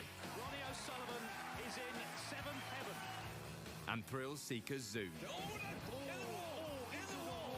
There's live sport for everyone on Discovery Plus. Well, what great memories they were from 1983. A lot of people watching, I'm sure, still remember it like it's yesterday. Alex Higgins beating Steve Davis in the final from 7-0 down. Here we are all these years later, 40 years on. Of course, one thing we didn't have in 1983 was social media. We didn't have the internet. But that's what we're going to discuss while we just wait for Marco Fu and Oliver Lines. I'm joined by, well, one of my favourite people on the World Snooker Tour, Sam Fletcher, who is Digital Media Manager. Sam, explain what that means. Turn your microphone on first. Thank you, David. That's quite an introduction, Dave. I'll take that one. Yeah, social media is obviously a huge thing for us, and I think, you know, for us as a business, WST, I think if we were to think we can take on the globe without social media, I think we'd be probably quite naive, really. So it's become a really, really big tool for us, and you know, Facebook particularly is a really booming platform and a way for us to reach all sorts of people that we couldn't otherwise. So tell us about, firstly, the different platforms you're on. How can people get in contact and follow your content? Yeah, well, I hope the guys listening and watching today are enjoying the coverage on YouTube and Facebook. Facebook really is the mothership, I call it, of our social media platforms. We've got 1.7 million followers on there, and you know, each month we reach between 15 and 30 million people on Facebook, which is awesome. You know, that's come on such a long way in the 5 years that I've been with the team. So that's been fantastic. And you know, a quarter of those people are from the Indian subcontinent. So it's really, really important that we acknowledge that audience. For anyone from that part of the world, great to have you listening today. Hopefully you can understand my English. We did an interview recently in Urdu, our first ever Urdu interview with Mohammed Asif, which is a really proud moment for me, because I think one of the key things when we're trying to bring out all the personalities of the players, that's been an ambition of mine since the start. But to only do it with the British players and the English speakers, I think would be a shame. So actually to be able to conduct an interview in a foreign language, or certainly a language foreign to me, was awesome. So yeah, Facebook for me is where the real kind of excitement is. Thailand is currently topping our charts on Facebook. Yeah, and we have over 500,000 kind of watches from Thailand over the last couple of weeks. We're also on YouTube, as I mentioned. 300,000 subscribers on there. Twitter, which is a key platform, we call that our kind of most immediate medium. That is where we want to, on a day like today, get responses and replies and comments from our fans. We've got 200,000 followers on there. Instagram is a totally different platform. That is our kind of beauty Snapchat. It started off Instagram as pictures, photos only, really, and now it's really as much as Facebook is. It's a video tool. So I won't call it our dumping ground, but we put all of our best content on there. We're very selective. So if you follow us on Instagram, if you're one of our 250,000 followers on there, you're very lucky, because you're only getting the very best content on there. Finally, TikTok. We have 5 million likes on there. That was set up, I want to say 12 months ago, by one of my colleagues, Alex, who has done a sterling job on there. We have 172,000 followers on there, so he has done a lot better than I ever would have done. So a shout out to him, and yeah, that's the full swing. And I guess because obviously it's an instant medium, so what you get is instant reactions from snooker fans. You get to gauge how people are feeling, the level of excitement when tournaments are on and when certain players are on, maybe. But I was interested as well in, obviously a lot of the players are on social media, and some have sort of backed away a little, because we know it's not always the happiest place. What's your kind of advice as a body, World Snooker Tour, to the players in terms of how they engage with social media? Look, I think whatever you're doing in life, I think being positive and saying the right thing all the time is good advice. I think for our players, my advice to them personally would be to really have a look at their image online and see if they think it's the one that they want to have. Because really, social media, there's nothing stopping you from painting the image, particularly on a platform like Instagram. You can paint an image of yourself that you might not be able to do in everyday life, and some people would see that as a negative. Actually, that's a unique opportunity, or rather ununique, because everyone has the opportunity to do that. So, look, I think for us as a business, we're constantly weighing up the pros and cons of it, and I'm in a interesting position as a result of that, because we're trying to work out how we can best utilize it, and we're still learning. We're really learning. That there are downsides to social media, but we feel that there are lots of positives that outweigh those. And yeah, I think each season we have media training for our players, and a big part of that going forward will be helping them not just with how they conduct themselves in interviews and saying the right thing. I think it will be every bit as important that they know what to type on their Twitter. So that's really interesting for me, because if I'm ever brought into a media training going forward, then I will see that as a real positive step, and also it will be a mark of the social media platforms really becoming a very, very big part of what we do. Absolutely, and you're always chained to various appliances. I mean, you have to. You can never kind of switch off, can you? That's the one thing about it. It is just endless, really. The engagement, and obviously 24-hour. Do you ever sleep or? I think I'm the lads will tell you in the team. I don't know. I've got to be really careful what I say here. That I probably, I really do manage it. I think when I first started off, I probably was tempted to just look at the feed all day, because it's so good, and the eye's drawn to certain things, and with time I've really learnt how to manage that, and so I'm really comfortable talking to anyone who wants to know how to do that, because now my phone will be off when it needs to be off, and when it needs to be on, I'm ready. So yeah, hopefully that's the same for all of the members in our team, and hopefully our followers can tell us, but hopefully we do a good job. Yeah, you absolutely do. And you, Sam, you've grown up like loving snooker. You play snooker, and you've at quite a young age got to go to China and various places and sort of experience the professional tour. It's been good fun, yeah? Yeah, well, unfortunately, my colleague Roddy got to go to Hong Kong in front of me. But most recently, that was an incredible sight, wasn't it? All those fans in Hong Kong. Yeah, it's been an incredible journey for me personally. I was working for Hampshire Cricket 5 years ago or 6 years ago, and Ivan, our head of media, he decided to bring me in. I'm not quite sure why. Within I want to say 8 months of him bringing me in, I was kind of interviewing players out in China, in Beijing at the China Open, and I was kind of every day pinching myself, to be honest with you. And I've had the opportunity to go out to China, which is obviously a very, very key territory for us, and has been, and I've been able to go out there 6 or 7 times. It's been, like I say, it really is goosebumps, Dave, when you go out there. The red carpets and everything. We really, really hope that we can get back out there, because that's been a golden period in the sport. Well, listen, anyone who's dealt with you knows exactly why. You're employed, Sam, by World Snooker Tour. Thanks for coming. I'm sure I'm keeping you from important work, but thanks for coming to speak to us and explaining it all for us. Thank you for having me, David.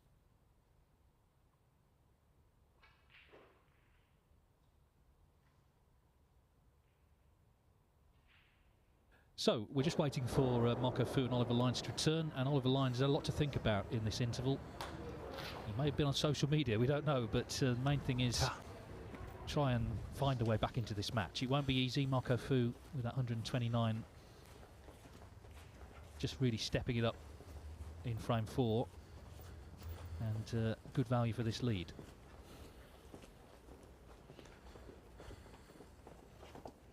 So Stephen Hallworth is about to replace Phil Yates for, well, we don't know how many more frames, but of course you know Oliver really well, Stephen. I mean, he knows he's in trouble, but how do you think he'll be feeling, not just about the scoreline, but about his performance so far? Yeah, he'll be disappointed. I know that he's not performed very well so far, and I know that he has been playing very well in practice. So we've had this conversation recently.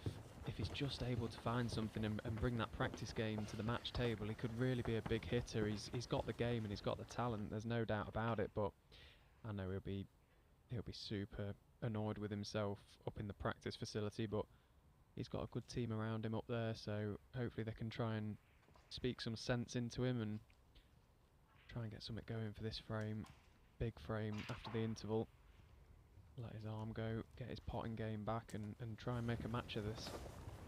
Well, meanwhile, I mentioned all the breaks Charlie Peng had before the interval. The fifth frame. He's just made a 1-4-4 to break against Callum Beresford, so 5-0. That's the target now for the high break prize of 15,000, and then that could well survive to the end of the tournament. Not bound to be beaten. You think with all the players in York it will be, but it might not be. So that's a very good target. Chow Yu Peng potentially in line for a windfall. But anyway, we're back underway. Let's see if the interval has made any difference. Traditionally, if it helps anyone, it is the player trailing. But Oliver Lyons has got to try and find something soon. Highest break just 30. That's not going to cut it if it doesn't improve. Yeah, well, the red had 2 attempts at going in. Looks like he might have got away with it. Yeah, at first glance he looked like he was going to leave Marco absolutely plumb then. But he's just had a bit of run, not left anything, and sometimes you need that little bit of luck at times. He's got close to that long red, got away with it.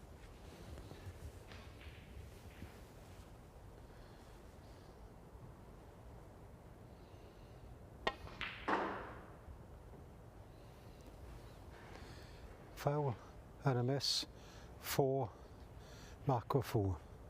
I was just chatting in the media room with Sam about Marco. He really looks like he's relaxed again and thoroughly enjoying his snooker. He's a fantastic player to watch on his day, and he's looking somewhere near his best again. It's great to see.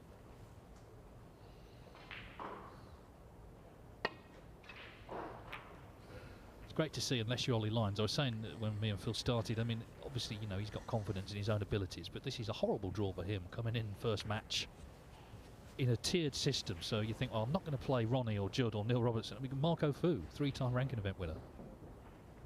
Yeah, you're right, and that's the trouble with these draws. You can, in Ollie's scenario, he's obviously going to be disappointed with the draw of Marco. His ranking isn't, well, he's a lot better than his ranking suggests, but that's the nature of the beast, and Oliver will have known that. He's just got to prepare the best he can for this game and try and stick in there and grind something out. Just on the, we showed that Alex Higgins, Steve Davis thing in the interval. John McBride, hope you're well, John. He said he noticed Alex was actually sitting in the traditional top seed seat rather than Steve Davis. It may have been different then, possibly, in terms of how they worked that out. I mean, Davis was world champion, so he surely would have been the higher seed. But, well, I suppose he's a bit late to rectify it now. Now 39 years on, but well spotted, John. I hadn't spotted that.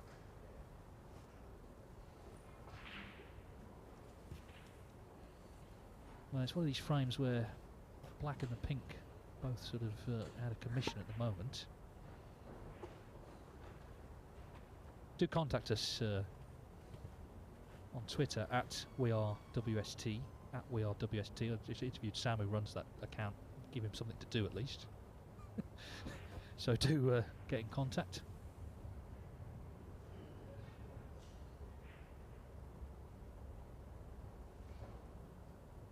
Travel up here. Well, he's trying to get that red out of the way for the black. That's an intricate little shot he's played. He looks like he's played it nicely.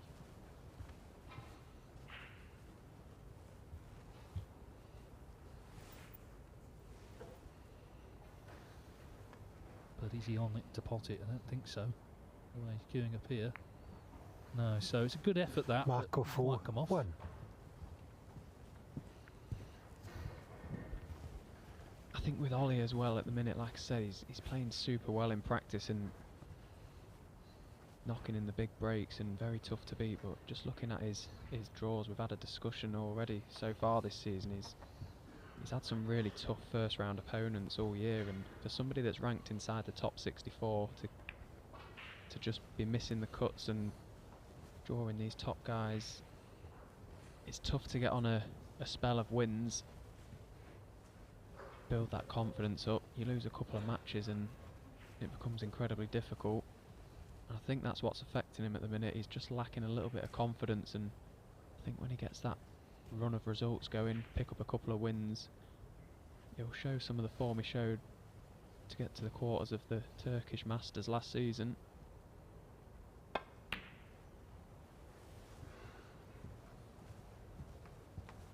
Marco's not going to push the boat out unnecessarily, even though he's 4-0 up. He knows matches can turn, so he's going to try and keep things as tight as possible, make Oliver Lyons earn his openings. Fu for a long time was coached by first Terry Griffiths and then Terry's son Wayne. And I mean, Terry was UK champion 40 years ago, 1982, world champion, Masters champion, and an absolute master match player. And so Marco would have learnt a lot from him.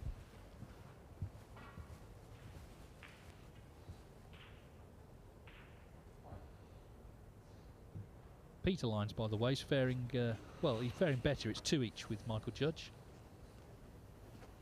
Interesting match with Jackson Page and Andres Petrov. That's 3-3.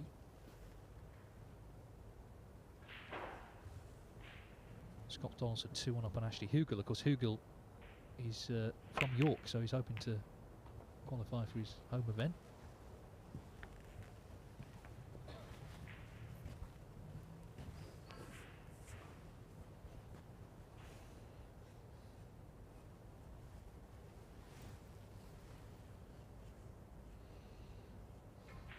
One of these frames where you see reds start to sort of spread far and wide, and it's just a question of who blinks first really in this scenario.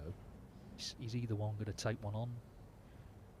And then what happens? Do they get it, go on and win the frame? Do they miss it, go on and lose the frame? Or is it a question of trying to keep things tight until a better chance comes along? And that's what Fu's doing here. Yeah, it's one of those bizarre scenarios really where you kind of want your opponent to go for something. Usually a deadweight red into the middle, fraught with danger of course, but high risk, high reward. I think Fu's left just a gap for Ollie to get his cue in here, so he's got a chance at this red. And he's just missed it wide, so a chance for Marco.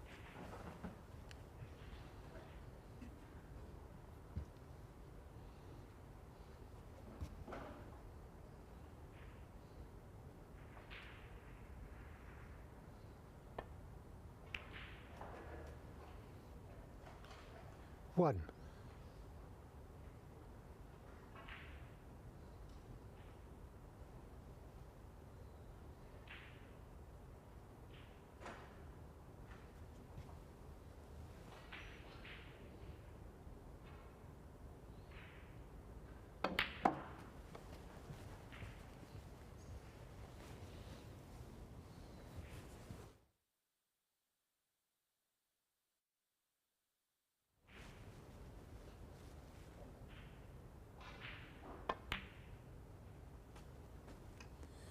Nine.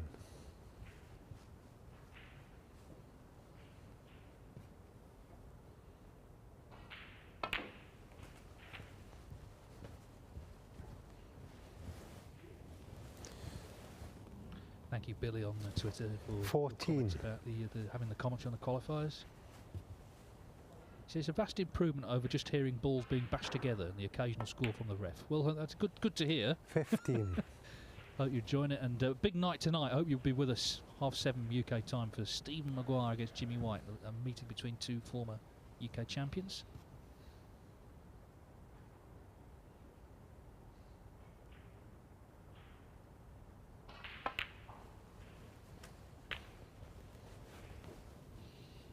Tom Lewis, a thorny question here. Do you think best of 11 is better than best 22. of 17? Because the UK Championship years ago was best of 17. They're different, aren't they?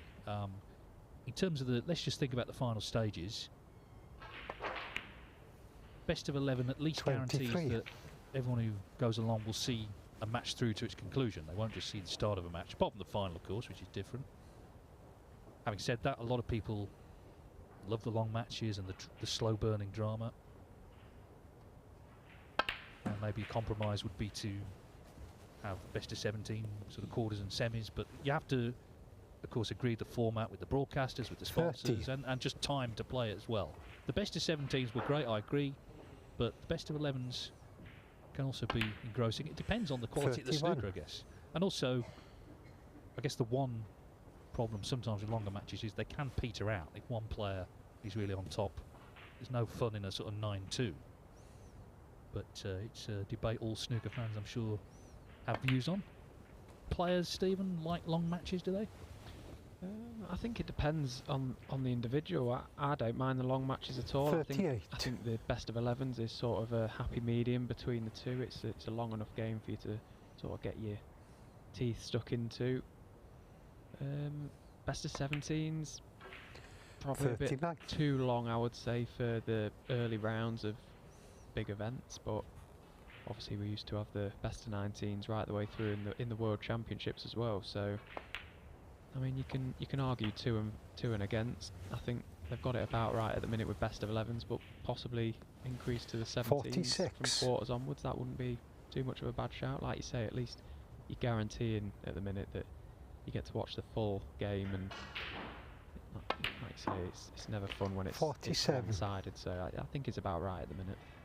Just get the impression with this match, whatever the length of it, Marco Fu would win, and at the moment he's ploughing on towards a potential whitewash, and of course that was the result the previous time they played in this tournament, 6-0 to Marco. It's early in previous meeting, and that was in the last 2016, so that would have been at York. 55. And history kind of repeating itself, and he's playing well as well now. He's scoring. He looked completely in control, and I was impressed early on in the frame as well. He didn't take undue risks. He kept things tight. He showed Oliver Lyons every respect. Patiently waited for his chance, and he's looking certain to go 5-0 up. He just needs this red. 62.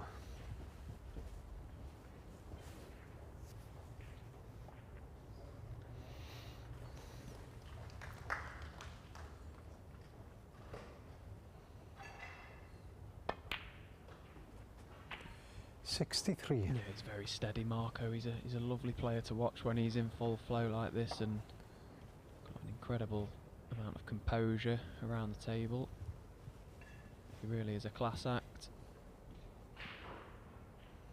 So this blue and one more red really to make absolute certain.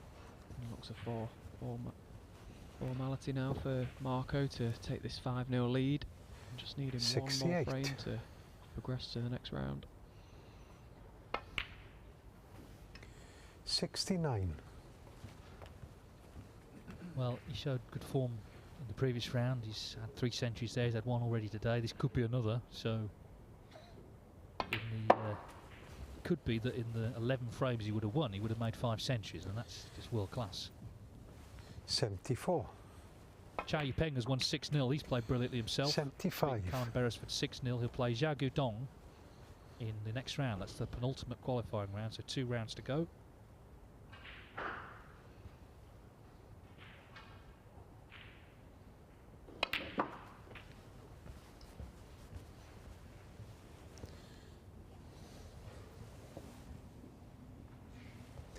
'81.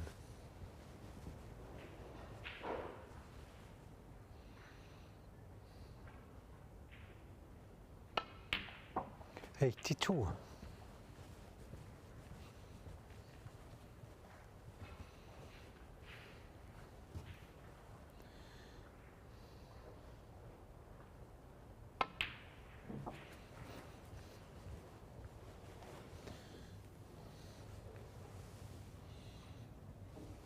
86.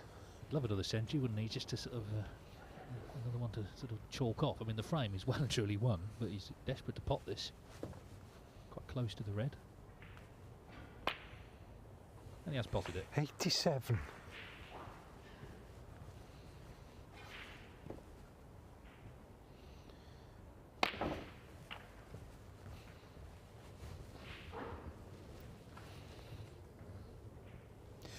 94.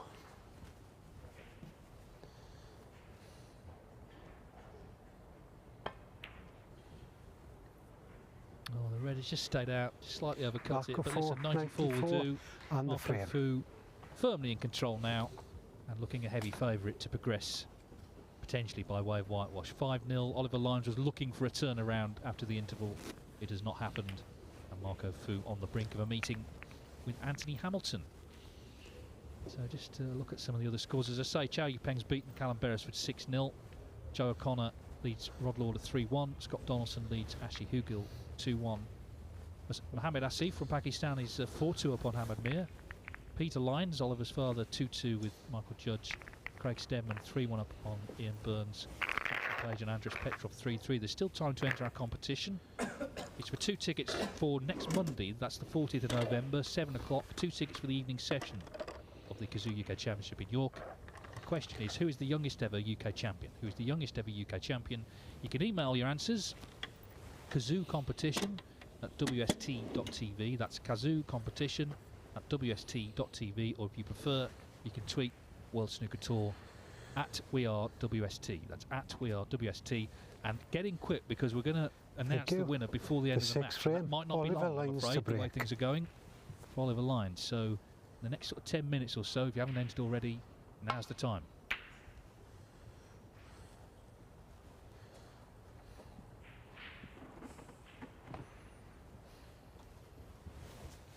And not a good break off for Ollie. Catching the reds just a touch thick, bringing the red up the table. So first chance again for Marco.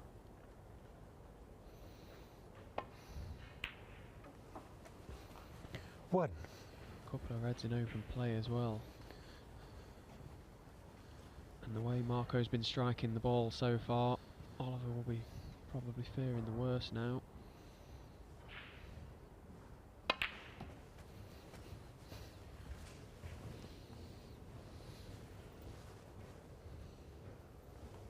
Eight.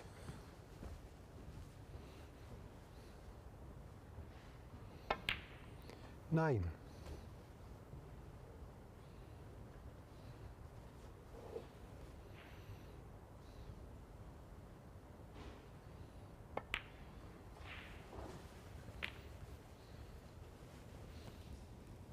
Just a touch short of pace for red to this left corner. He has got 16. one up to the baulk pocket. Would have liked to have finished on the red to left corner here to open the pack up, but he's okay on this red.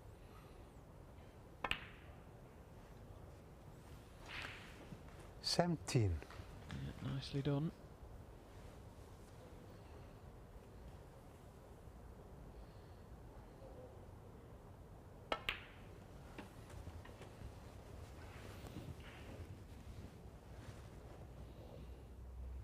$24. Talk about the length of matches, and James Fisher just asking for you, Stephen, really, how long does it take to settle down in a match? Does it depend on the length of the match, or does it depend on who you're playing, or does it not matter?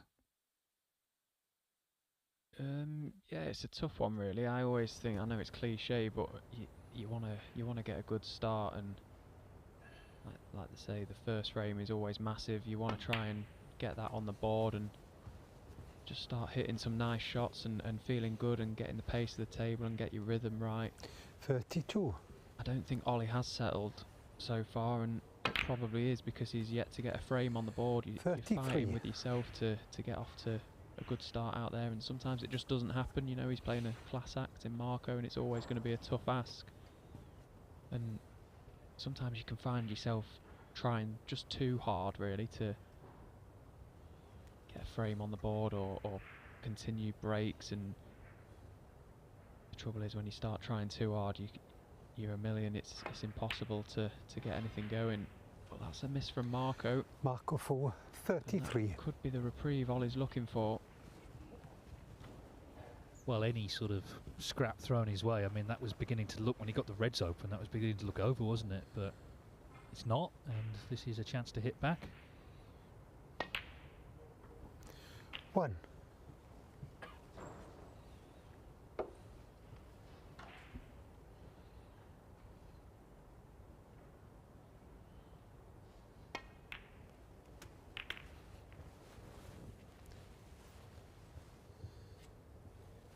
8.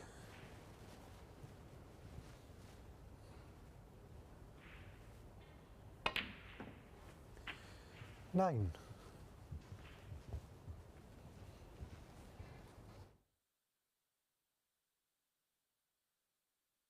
One thing's for sure, he's a better player than from what we've seen so far this afternoon. It's just a question of whether there's time to turn it round. It's a tall order, but he can certainly get back into things and just start to try and produce the sort of form we know he's capable of.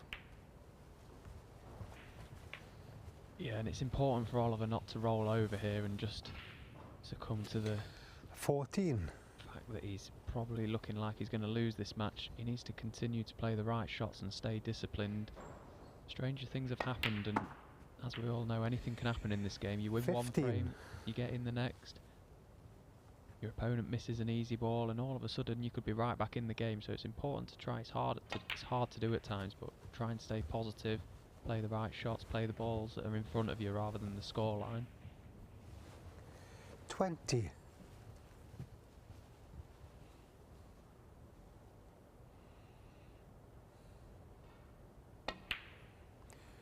21.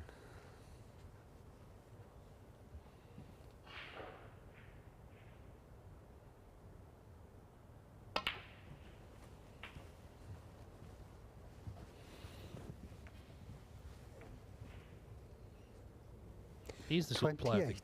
think snooker as a sport will benefit from if he did make a breakthrough. We need younger players to be doing well, new faces. 29. But it's so difficult.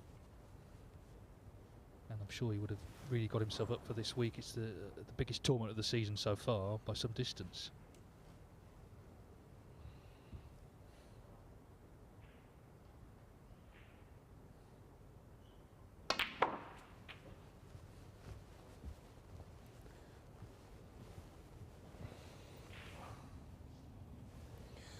$34.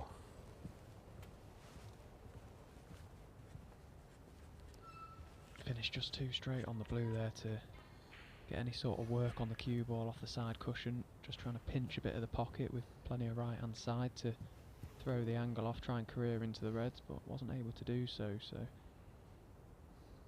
possibly a red through the gap, is there? There was. And it was a big shot to take on, particularly Oliver Lane's 34. Scores being pretty much level. And he's gifted Marco a fabulous opportunity now. I guess he felt at that point he should go for broke. Knocked a couple of reds safe-ish, which may help him, but it's clutching at straws a little bit, I think.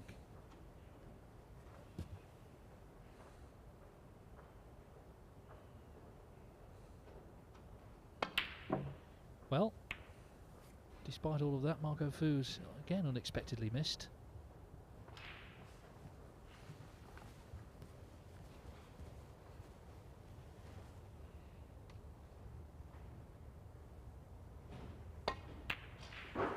One.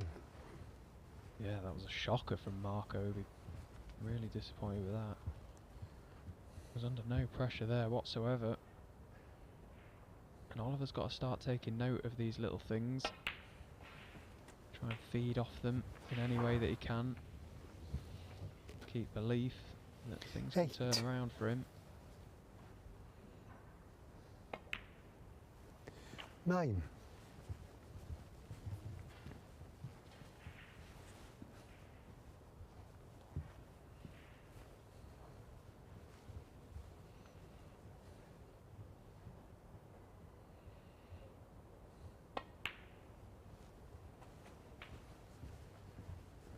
So just coming around to look at where he wants to leave the cue ball.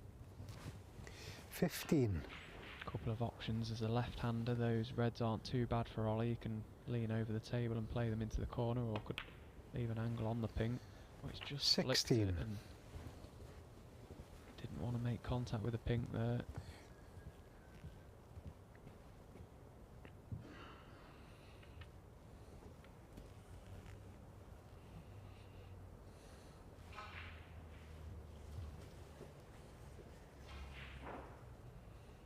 Well, at least he's back in this frame. You know, the match a couple of times could have been over. Oliver Lane's 16.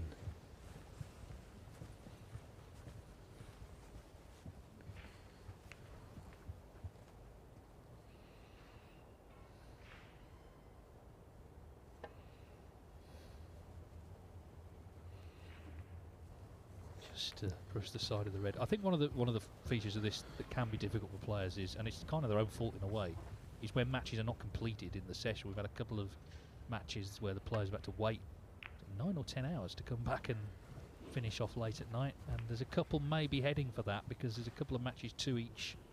You know, it's 4:45 now. They need to be clear by 7:30, so that may be another occurrence later.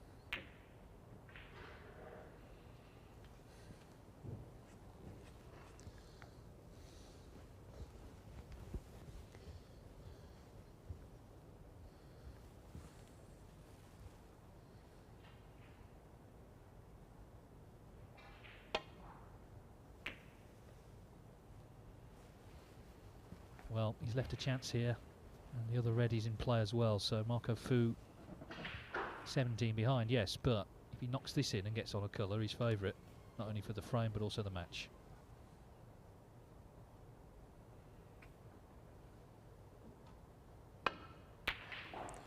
If this does finish here, of course, you can continue to watch tables 2 to 4 on Discovery Plus.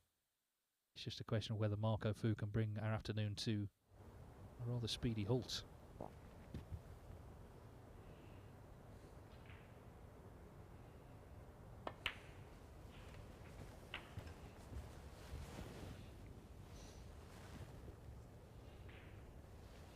Eight.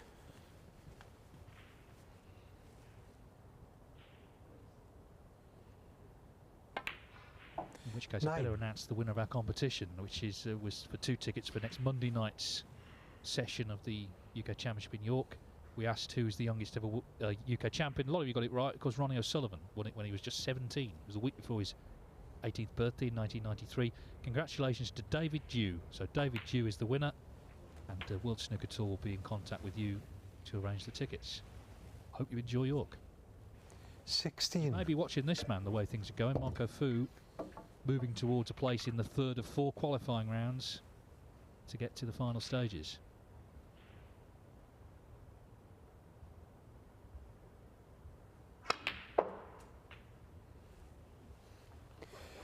And again, hitting the ball really nice, Marco. Played that yellow about as well as he could have done. So you fancy one good shot on the green here. And it could be curtains for Ollie.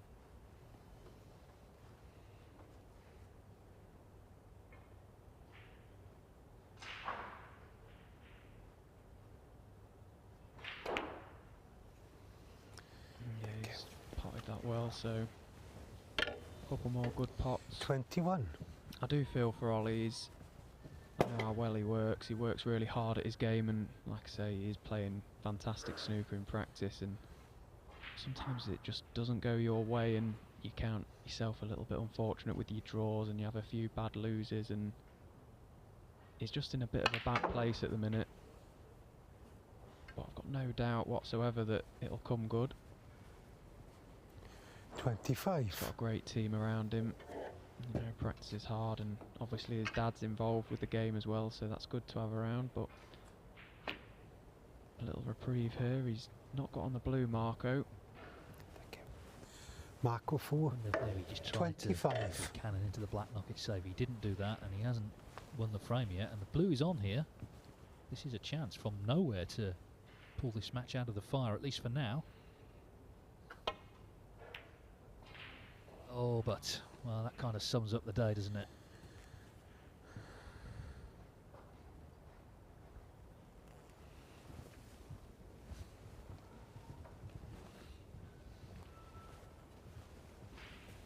Okay, thank you, Marco.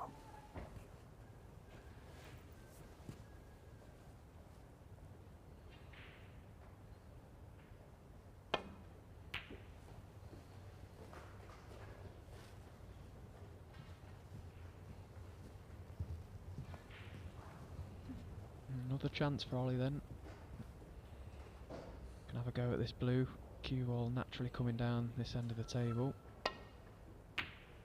Yeah, good shot. Now, how's your white? Looks a bit pacey. 5.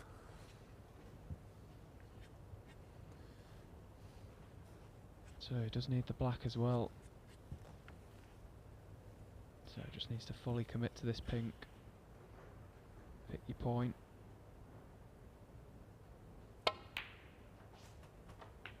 Yeah, that's a great shot. Great 11. pot. Well, about 2 minutes ago, the match looked over. But Oliver Lyons has this black, and suddenly we're going into frame 7. What a steal that is. Now, it's a long way back, but even so, that's got to make him feel good. He's at least averted the whitewash. Marco Fu must wonder what's happened there. He looks a certain winner, but Oliver Lyons does indeed pull back. So 5-1, and we're not over yet. And you never know in this game. We've seen a lot of strange old comebacks. I mean, I always bring this up, and hopefully he's not listening, but Barry Hawkins once lost from 5-0 up to Nigel Bond in the UK Championship. It can happen. It's very rare, but it can happen. And as long as the match continues, Oliver Lyons with some sort of chance. Thanks for all the questions that are coming in. Tom is asking, is the prize money for a 147? There isn't a separate prize, but he knows there's 15,000 with a high break. And as I say, we've had a 144 today from Chow Yu Peng, which is a very good front runner. Question here, do you remember Power Snooker? What, if any, rule changes would make snooker better? Powerball and breaks of 200 plus, maybe. I don't think so. That was a sort of not quite a one-off. They had it a couple of times. It was a sort of very different form of the game. Quite hard to follow. Didn't really take off. And you've had a question here from Gerdy Dupont. Hi guys, can you give more info about the Q-tips players are playing with? So the players, I suppose, all have preferences, don't they? Whatever they're kind of used to. I mean, this is kind of quite niche chat now, Stephen. But do you have a particular favourite tip? Yeah, you're right. It is just dependent on the individual.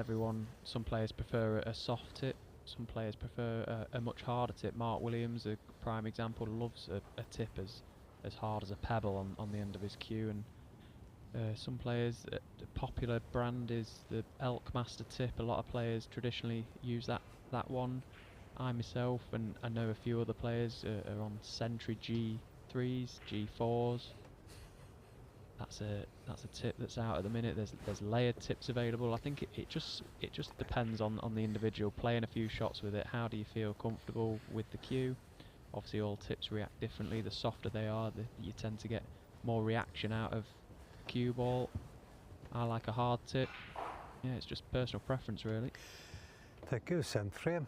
Mark a 4 to break. Yeah, Stephen Hallworth alongside. We've had someone was enjoying you, Stephen, but they weren't quite sure who you were. But it's Stephen Hallworth, and said I didn't catch his surname. He's with us for the next 2 days. You can. We were about to pack up there. We thought it was over, but you can get in touch with us on we are WST on Twitter, at Dave Hendon, at Stephen Hallworth, and we'll do our best to follow all the messages. Thanks for everyone who's been tuning in. And this match, well, you just never know, do you, in snooker? You know, we saw Alex Higgins earlier, that footage from 1983. He was 7-0 down in that final. Now, it was best of 31, first to 16. But 7-0 down to Steve Davis, you know, not very promising. But he turned it round with a bit of inspiration, won 16-15.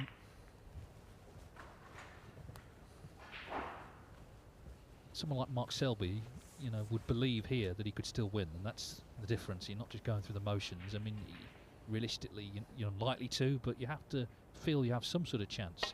Try and apply pressure. I suppose you could say as well, Fu, you know, he hasn't played much main tour snooker of late, so if Oliver Lyons could start to turn the screw, maybe he'd start to feel it. We'll see.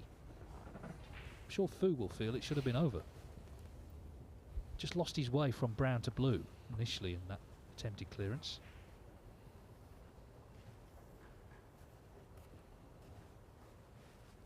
You're right though, Dave. Oliver wants to put Fu under as much pressure as possible, which is why it's important for him to stay disciplined with his shot selections and his belief. There's one thing that none of us know, and that's what's going to happen next. That's the beauty of this game, and anything can happen.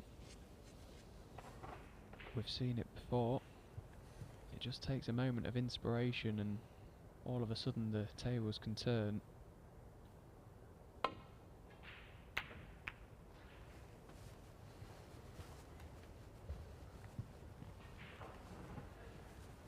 there's no doubt that Fu's looking the better of the two players at the moment.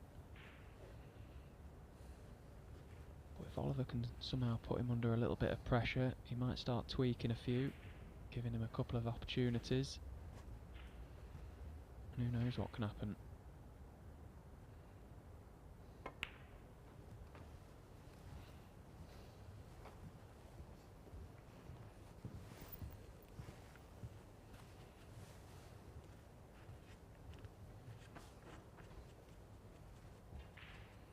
Got a question here from Wakaz, I think is, hopefully that's how you pronounce your name, about Mark King, unhappy about a push shot that was called earlier on. That was on one on the other tables. There is footage of it. He was unhappy, and that's certainly true. And first glance, looking at the footage, I think probably correctly. I'm not sure it was a push shot. He did win the match though, so I think that will mean that Mark will soon forget about it. Had he lost the match, obviously that might have been a major controversy, but all was well for him. He beat Oliver Brown 6-3. Well, again, Marco Fu, you know, you'd fancy him for that one. Maybe just not feeling the pressure yet, but maybe a bit of frustration that he just hasn't finished this off, having to go through another frame and all the problems that may entail. Yeah, and he's never been one to show much emotion, but you're right. I wonder if he's just thinking about that previous frame. Had a couple of chances to, like I say, just kill off the match, quick kill, get out of there. So he's just got to find his focus again, just dial back into the situation and game that he's in. And again, a misread from Oliver to the middle pocket. Nice easy starter for Marco. 1.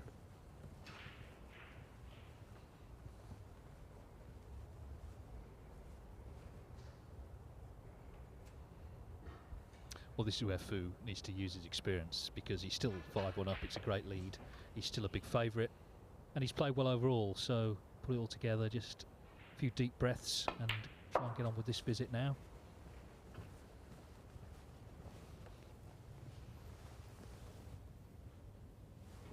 Six. Peter Lyons has edged to 3-2 up on Michael Judge.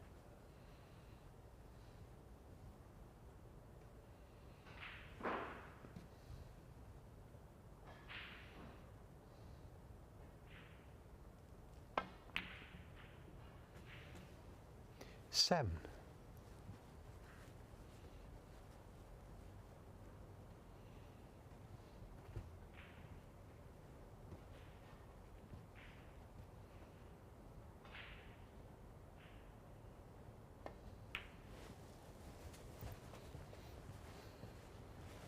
Just a reminder, 7:30 tonight. We'll be back on table 1. 7:30 British time. We'll be back 12. on table 1. Steve Maguire against Jimmy White. Jimmy's won 6-0 so far against Victor Sarkis and Mitchell Mann. Maguire, of course, coming in as the seed in this round. So do join us for that one on the World Snooker Tour YouTube and Facebook platforms, and on Discovery Plus.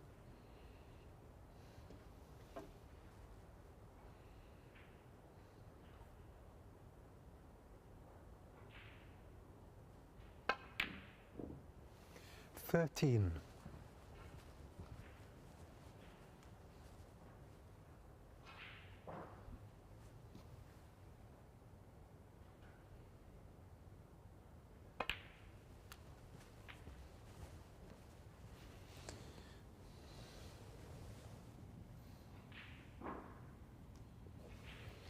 Nineteen.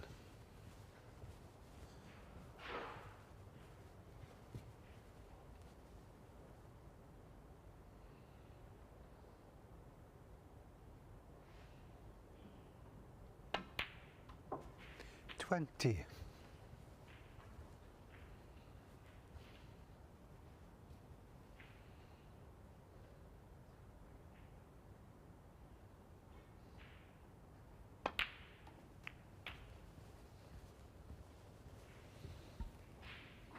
'Just caught the wrong red there, Marco, but it's finished all right to 27. red to middle. Wanted to catch the red just left of the cue ball, opening up the other two to left corner.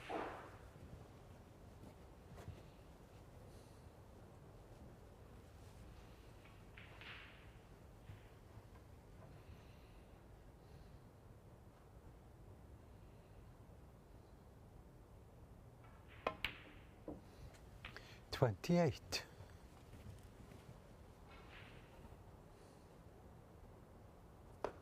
Well, having to sort of do all the work again. He was there, nearly there, of course, in the last frame, but that's, as I say, part of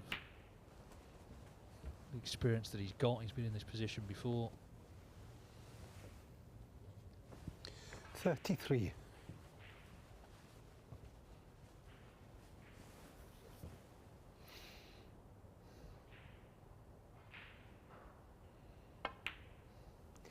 $34.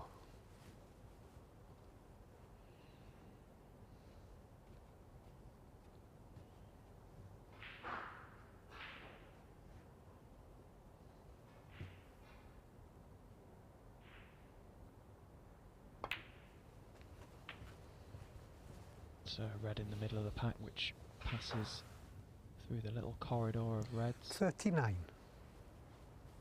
Into right corner.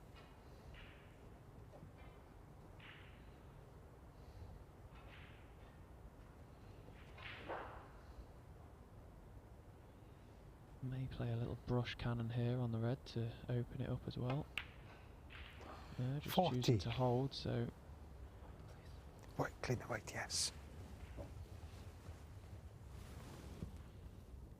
John Pellew, now I think he was the ref last night, who was here till 20 to 1 in the morning doing that Stuart Carrington Lucas Kleckers match, but oh, he looks fresh as a daisy, doesn't he, John? Loves it.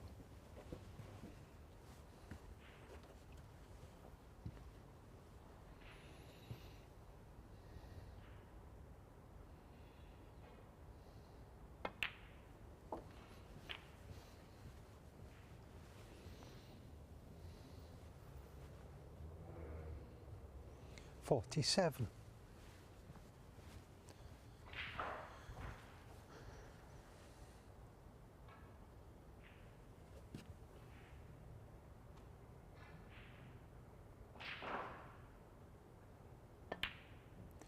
$48.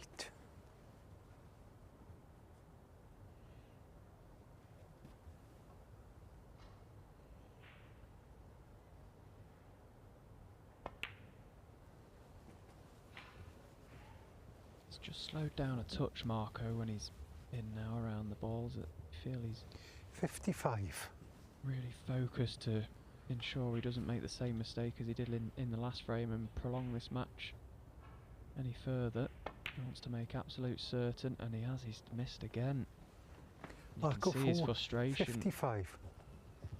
Not very often he gives anything away, but that's another bad miss. Bit of movement on the shot.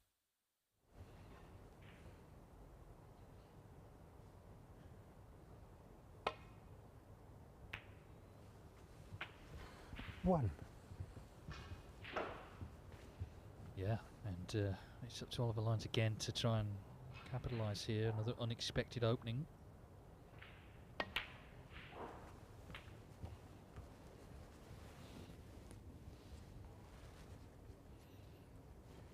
Eight.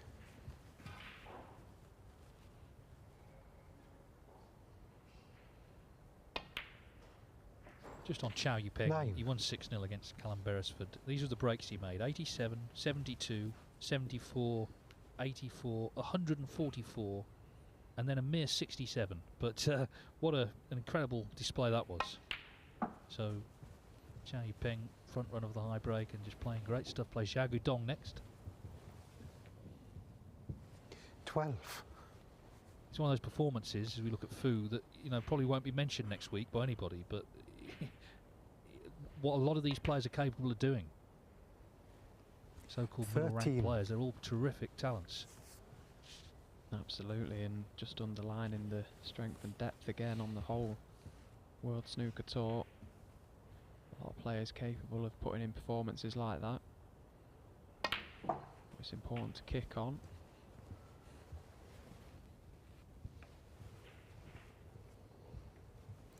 20.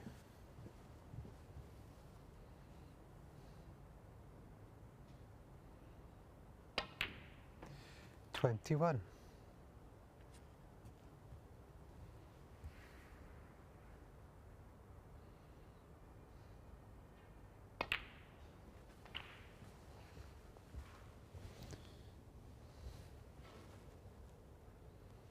28.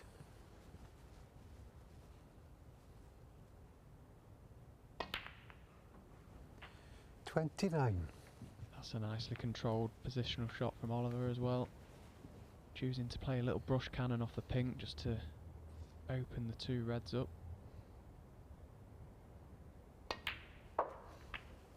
So these balls are in a really good position now for a steal. 34.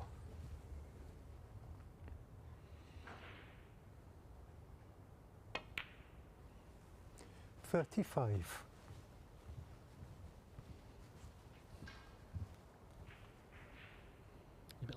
9 lives in this match, isn't he? He's just about hanging on. And Marco Fu, as you say, very unusual you see him react to anything really, but he knows he should have won by now. He's played the better snooker. He's had chances to win 6-0. He's had chances to win 6-1, but we may well be going into an 8th frame.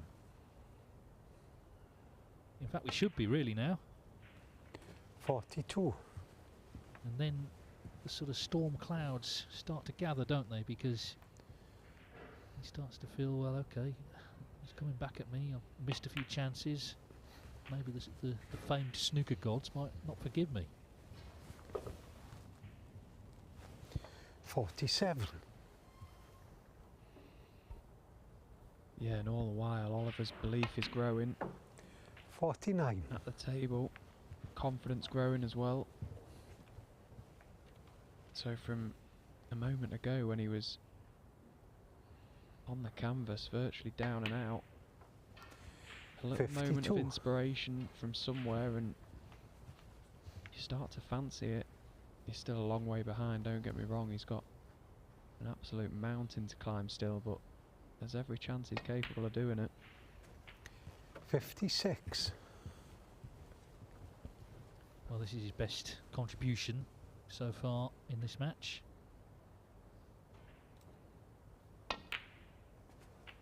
He's left it late. The question 61. Is, will it be too late? We'll see, but if you can pop the pink, we're going into the next frame.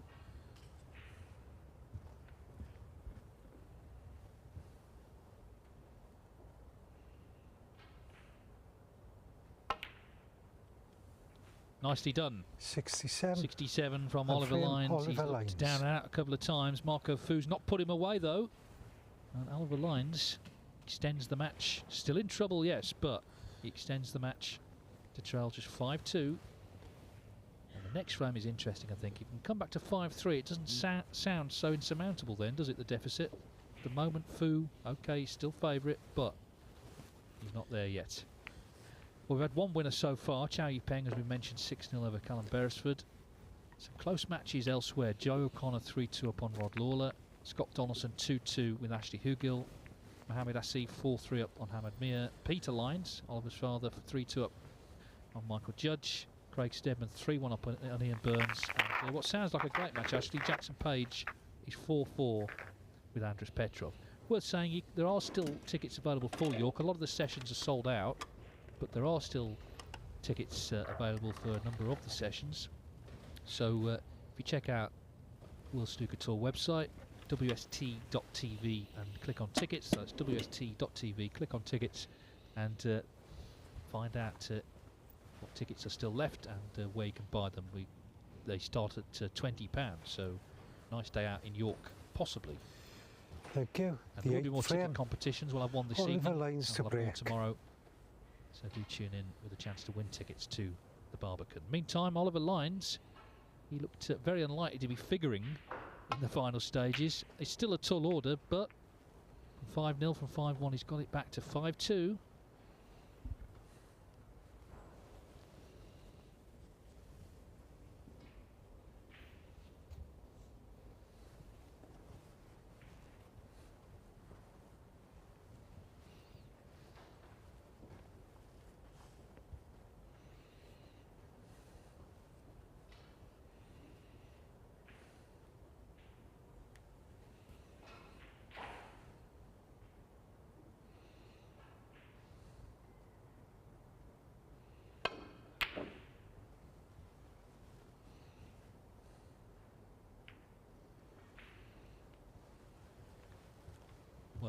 Good cue ball in the end.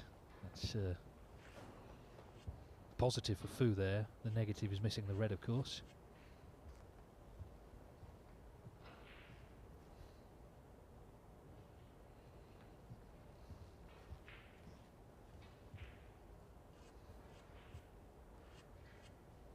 Just came round to have a look at the area around the black spot, see what he would be leaving. Could be tempted to go for this red.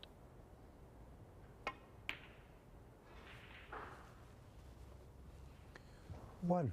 And that's a nice pot, and he played it with the pace to play for the blue, using the pack to cover any red should he have missed it.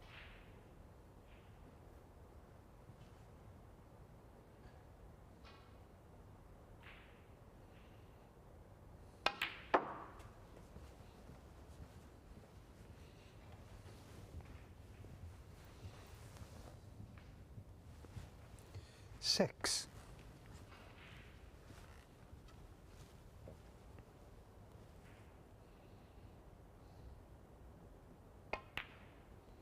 Seven.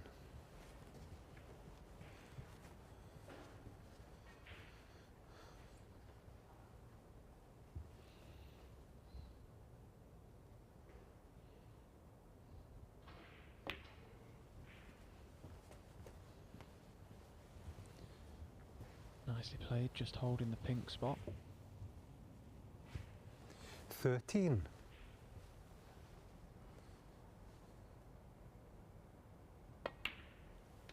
14.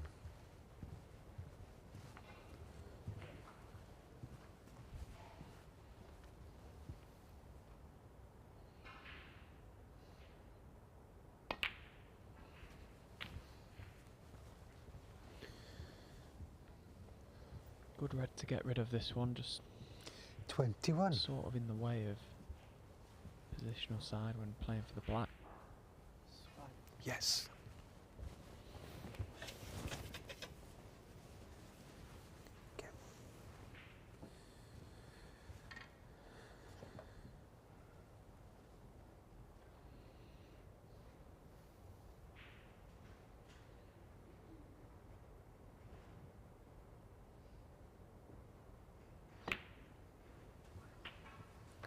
Thank you. 22. Played that nicely. Another red available just above the black.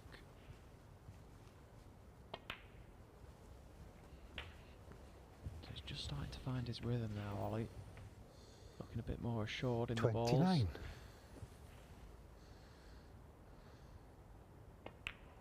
Just walking around the table with that little bit more 30. authority again.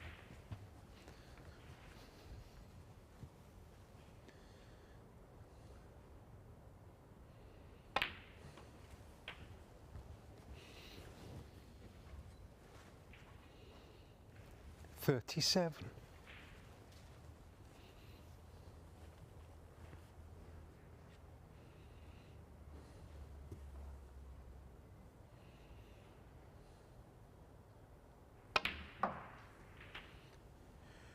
38.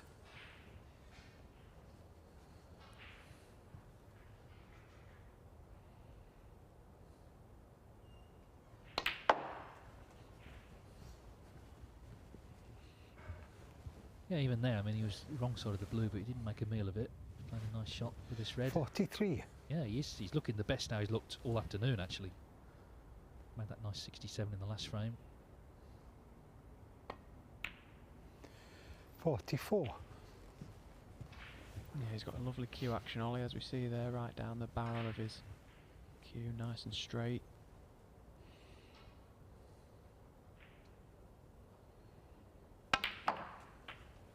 And that's alright as well. So 51 points already in front. 51. Enough reds in open play now. 5-3, we've got a completely different context to this game. Clean the white. Yeah.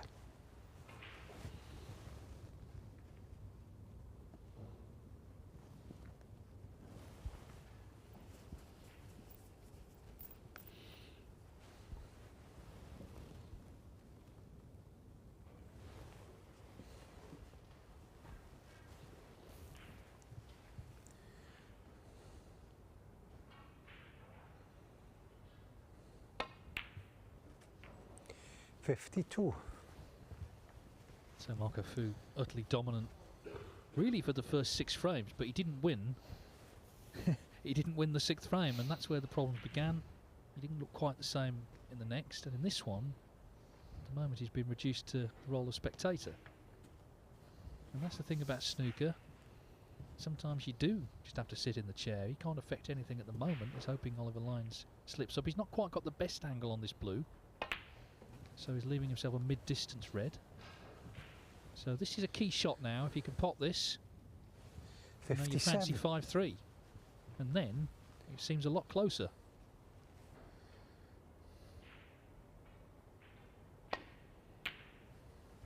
Nicely done. 58. Yeah, that was really nicely cued. Difficult pot. But the fact he left himself that red, took the hit on the positional side and cued it in lovely, so he's a couple of shots away now. Just needs to steady himself for this black. And he's played that perfect as well. Great shot. 65. So, completely different performance to what we saw earlier on from Oliver Lyons. Now he's looking 66. supremely confident. And if he can win frames like this, make no mistake, he can win the match. Scoreline's almost irrelevant. It's about how he's actually playing at the table. If he carries on like this, he can definitely win this match.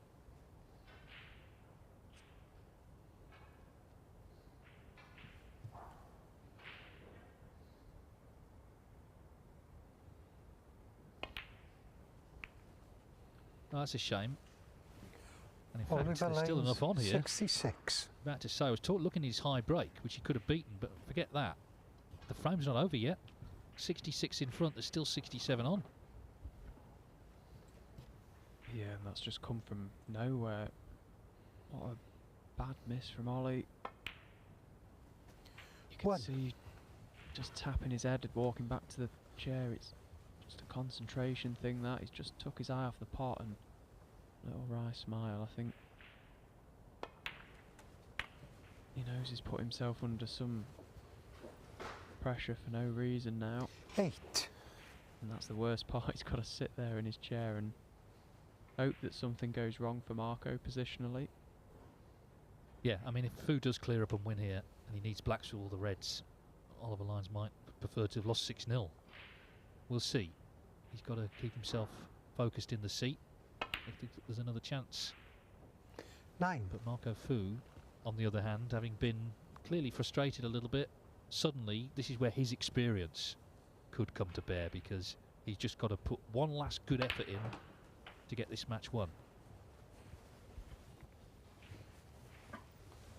And you have to say it's a good chance the reds 16. are available. He needs blacks, but it shouldn't be an issue. Looking ahead, pink on the brown spot. Okay, it's a bit of travelling maybe to be done, but the main thing is he's got a chance in a frame that looks certain to be over.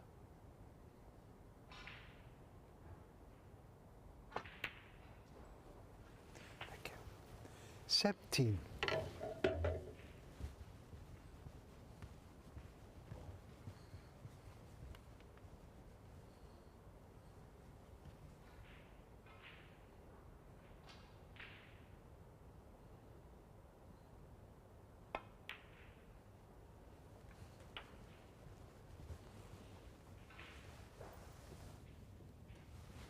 24.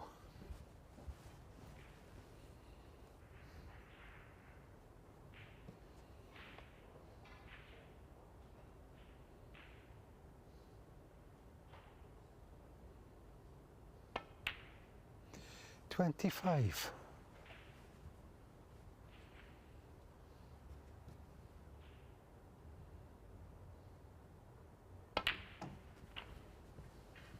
He's not hit that one too well, Marco. Needed to finish high there. No prizes for 32. Finishing low. Just didn't quite get the bite on the cue ball off the top cushion.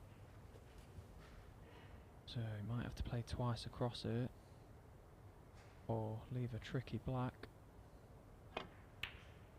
And he's missed the red.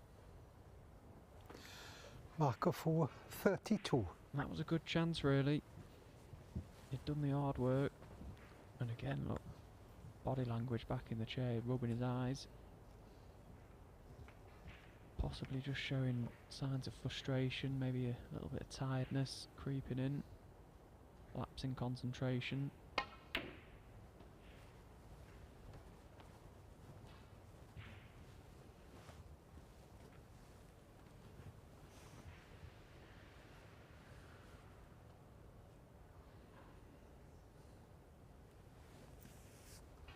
No, it's vitally important Oliver keeps that red safe if he can. Ideally wants a colour safe as well. But this might have just crept past the brown. I think he can get through to this. So that's a safety error from Marco. He can. It just seems the wheels have completely come off Marco Fu's game. So Oliver Lyons, who missed that black earlier, really should have wrapped the frame up, has knocked in frame ball red nonetheless, and we're going in now to frame 9 of a possible 11. Marco Fu has seen his own game tail off. He's seen Oliver Lyons improve. 7. Question is, are they going to completely cross over? 9. Will Oliver Lyons complete what would be a remarkable recovery? The next frame will tell us a lot, I think. How's Fu feeling? Can Lyons continue? I know he missed the black earlier, but he was going well up until then. He's missed that, but damage has been done here, so the match is not done yet. Oliver Lyons. And there could be a way to go. Marco Fu was 5-0 up. Oliver Lyons has hit back to trail only 5-3.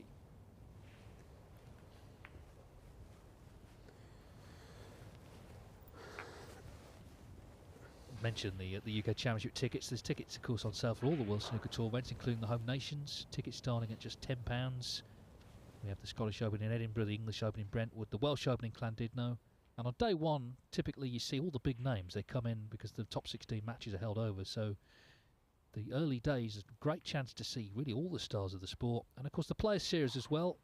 That's a new, relatively new innovation in snooker. The World Grand Prix for the top 32 on the one-year list in Cheltenham. The Players Championship for the top 16 on the one-year list in Wolverhampton. And the Tour Championship, that's just a very elite event, just the top 8. That's at a new venue in Hull. So once again, tickets on sale for all these events. If you've never been to live snooker before, I can thoroughly recommend it. You get to see lots of different faces. You get to share in the drama and the tension being in the arena. So if you head to the World Snooker Tour website, wst.tv, and go to the tickets page, that's wst.tv, go to the tickets page, and hope to see you at a tournament soon. We don't know yet, out of this match, who we're going to be seeing in the next round, because Marco Fu has got to kind of pull himself together. He's had chances to win 6-0, 6-1 and 6-2, but the fact is it's 5-3, and this is kind of now, Stephen, quintessential qualifying territory. There's just the sense that it's getting a bit twitchy and something might happen here. Yeah, and this is what we love to see. We like to see the close games and the twitches starting to come in. Makes for very good viewing. But like you say about the live snooker, Dave, it's incredible the events that we put on these days. And one thing I think about snooker that's perhaps a little bit different to other sports is just how accessible the players and the top professionals are. You know, if you go and watch a football game, you watch them on the pitch and then they're gone. Whereas at a live snooker tournament, you're there, you're in the venue, the players, you often see them walking around, you can often catch them for a chat. Very accessible on social media as well, and I think that's the beauty of our game. It's almost like one big family, so definitely recommend getting yourself some tickets for the live events we've got coming up over the course of the season. In the meantime, let's get frame 9 underway with Marco Fu under pressure to get this one now. Didn't look likely about half an hour ago when he was looking certain to win 6-0.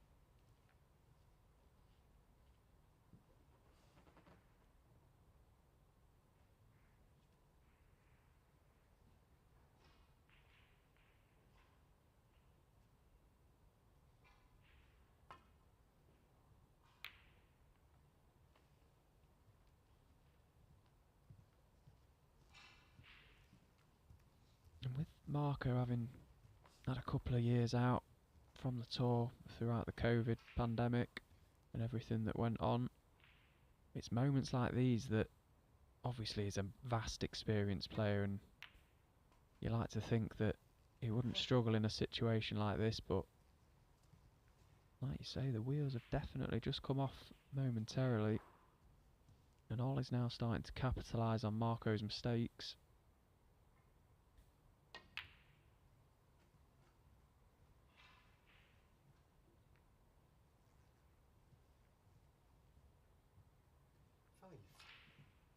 Yeah, I'll be annoyed with that because, as you say, he's starting to apply the pressure. But he's made an error of his own. A lot of room to get on that red.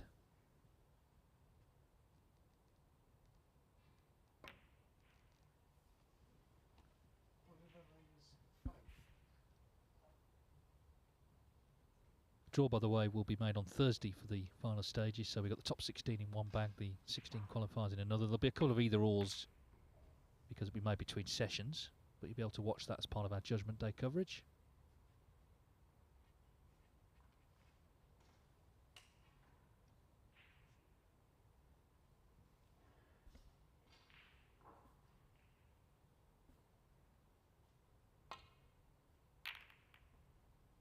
Well, that's opened everything up, hasn't it? So this is a chance for Fu, but he's been a little shaky from distance. Last frame and a half.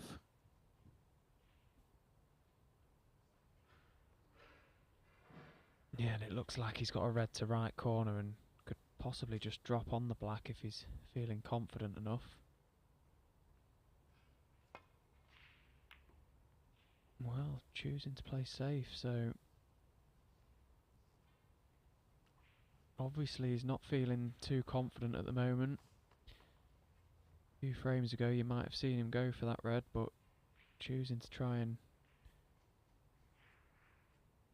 restrain Ollie at the moment.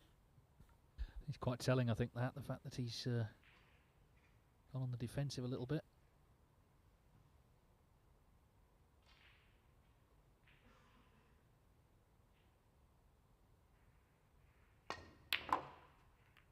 Oliver Lyon's not defensive though,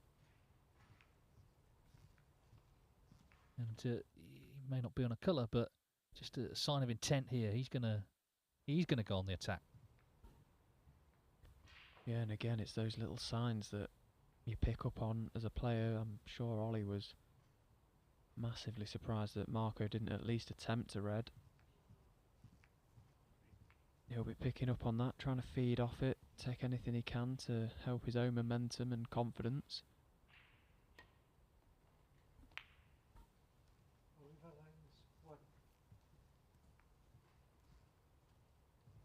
And that's a good safety shot as well, cut off the right side of the table with brown and blue.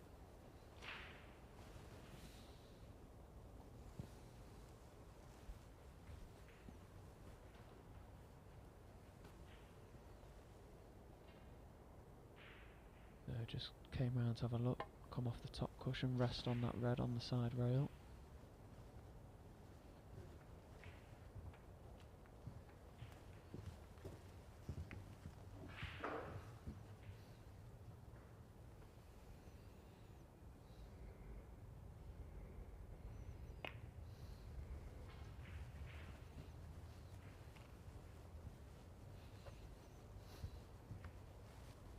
Joe O'Connor, Leicester professional, is a step closer to the next round. He leads Rod Lawler 5-2. But the other matches are all really close. 4 each, Hamad Mir and Mohamed Asif. 2-2, Scott Donaldson and Ashley Hugel. They're going to do well to finish that in this session. 3-3, Peter Lyons and Michael Judge. 3-2, Craig Steadman over Ian Burns. 5-4, Jackson Page over Andres Petrov, the new pro from Estonia. Very thin contact, that wasn't it, from Marco Fu. Oliver Lyons just tapping the table. Appreciation. But yeah, there's some close finishes on the other tables. You can watch, of course, tables 1 to 4 on Discovery Plus.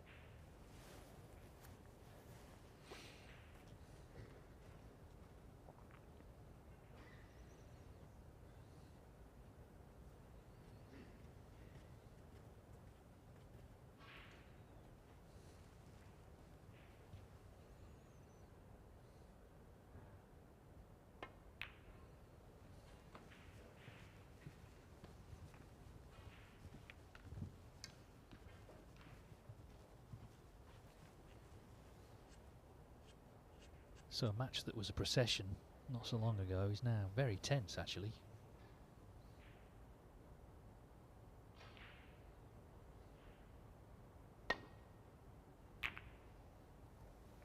Well, it's got the black into the open, or certainly away from those reds.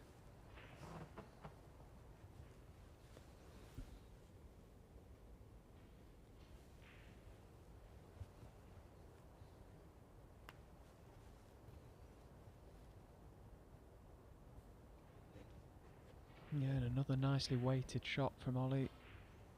Blue cutting off the left side of the table for Marco, so he's in a spot of bother here. Gonna have to find a good line to get this cue ball back to baulk. And that is 1.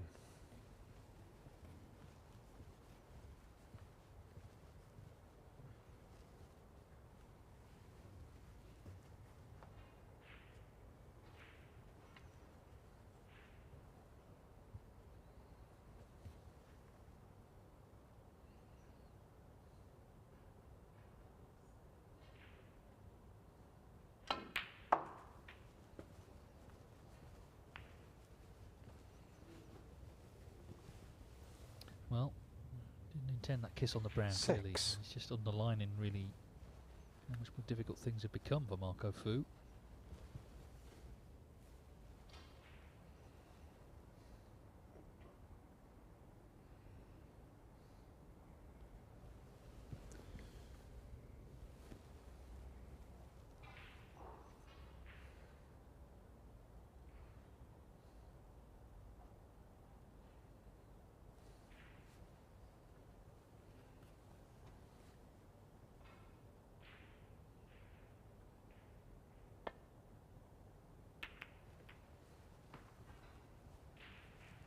Marco Fu 6.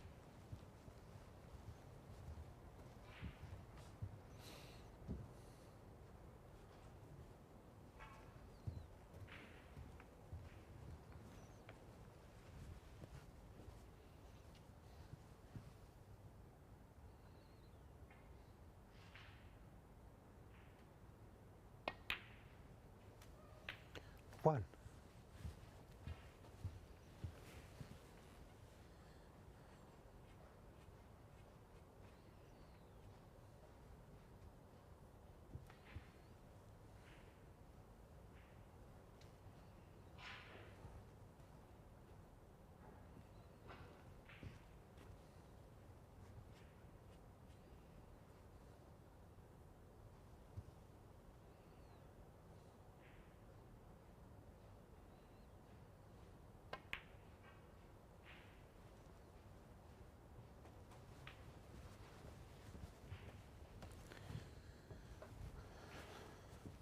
Thing is now, it's almost like Lyons actually, he's not under pressure because he's trailing, he's under pressure because he senses an opportunity. I mean, Fu has not completely gone, but he's nowhere near the player he was earlier on. Yeah, and you can see, even in, I mean, he doesn't give much away, Marco, but even in the sort of body language, not happy.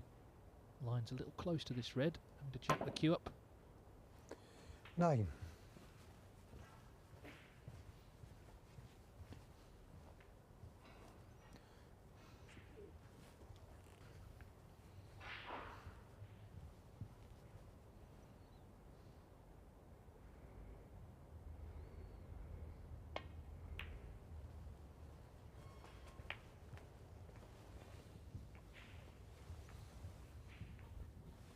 Yeah, he's certainly played a couple of wayward shots as Marco and gifted Oliver this chance again.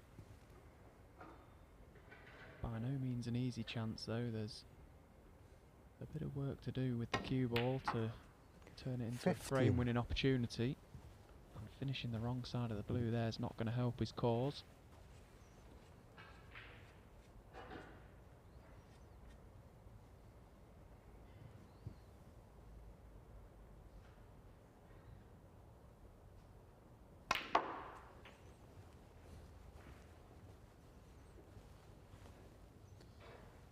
This looks a nice shot. 20. Oh, he's just a couple of inches short of being perfect there. I'm not sure the red goes underneath the pink.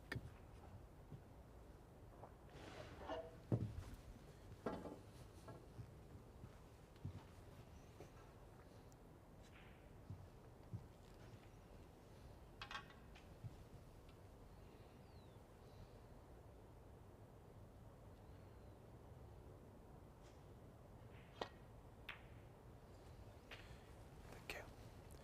21.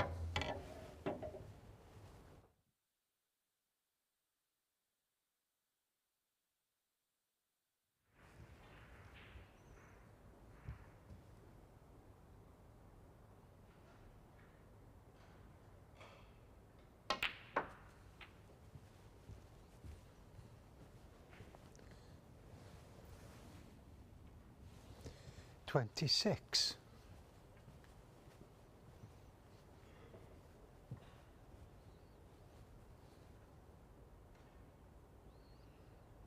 Again, just wanted to be much straighter on this red. Just looking to see if he can drop it in and avoid the cannon on the black. I don't think he can. It's going to be super close.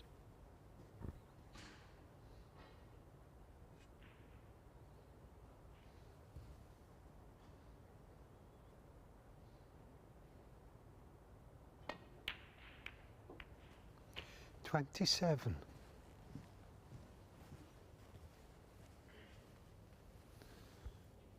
Yeah, it's frustrated because, as I say, he's fancying his chances now. He believes he can win this Yellow match. ball.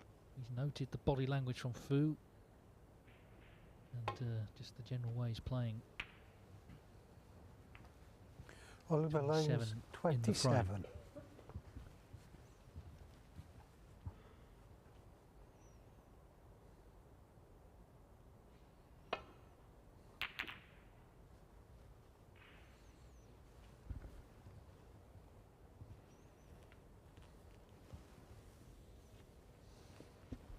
Still safety exchange now. I think important because Marco Fu, okay, he's struggling, but maybe he can pull himself together if he gets another chance. Oliver Lyons can't afford to hand him that chance. But if he went 5-4, then that really would be anyone's match then, because Fu has that feeling, I should have won this a long time ago, and Oliver Lyons, as I say, has that belief that he can still come through.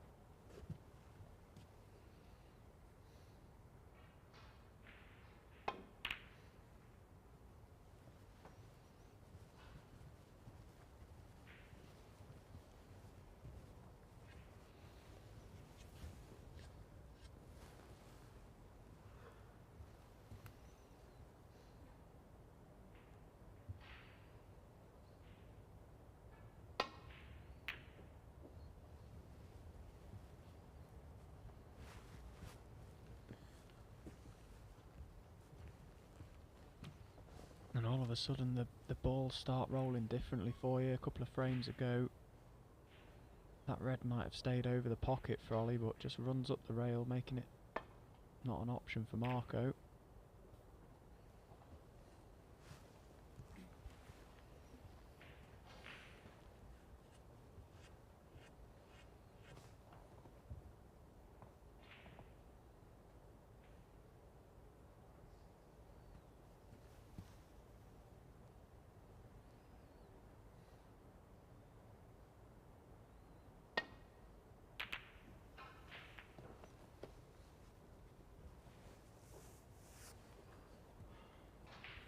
Well, at least from Lyons' perspective, he didn't kiss the brown there. That could have handed quite a straightforward pot to Fu.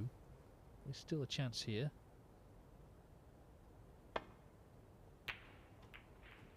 This time it is in. One. The cue ball is okay, I guess. Could be better. But how's he feeling, really, is more the issue. Marco Fu, because he hasn't really been in this position for a while, has he? You know, a couple of years off the tour. Suddenly involved in a close match where he's been in front. It's tightened. pressure's been put on. In a funny sort of way, he's probably missed it. But maybe that's something to ask him afterwards if he wins. Yeah, I was going to say, he'll probably say he missed it if he wins the game. He certainly won't if he doesn't. Well, that was a nice yellow he's potted there. There was a bit of pressure on that. Asked himself a question there and dealt with it well, so chance to flick black out. 4. And he's done that. He's got a shot at the blue now.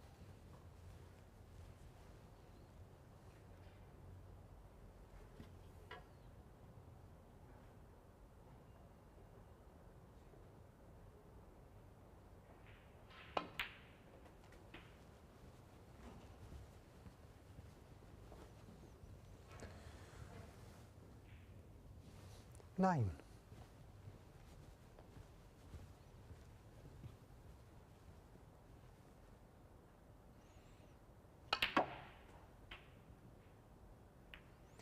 Ten. It doesn't possess the greatest cue power, Marco.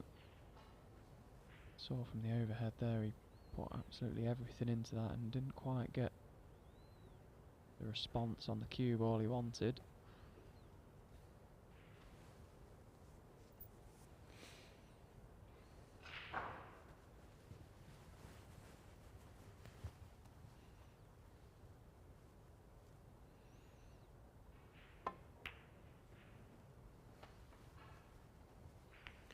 Marco for 10. Yeah, and even that shot is a bit unfoo-like, really. 10-hole frame, this.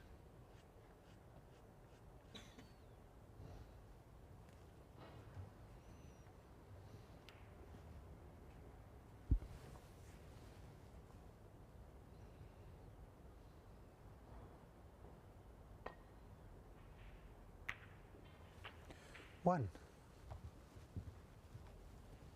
Yeah, good decision from Ollie there, not trying to force the red in and gain position, risk missing it, sorry. Choosing to give the pot every chance and take control again of this frame. Just checking the scores.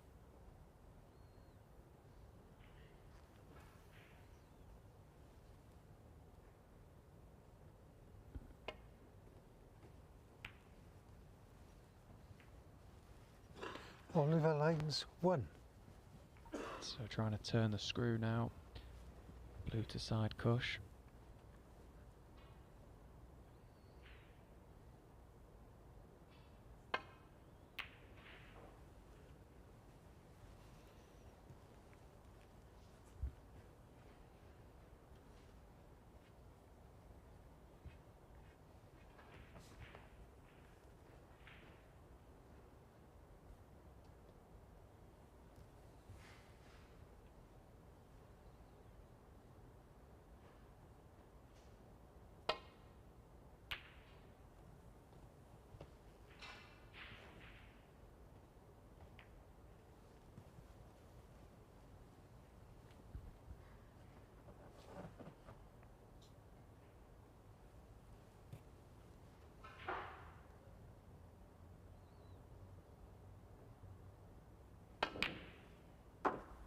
Oh, that's excellent. Bearing in mind everything that's gone on in the last half an hour or so, 40 minutes, it's a really good pot.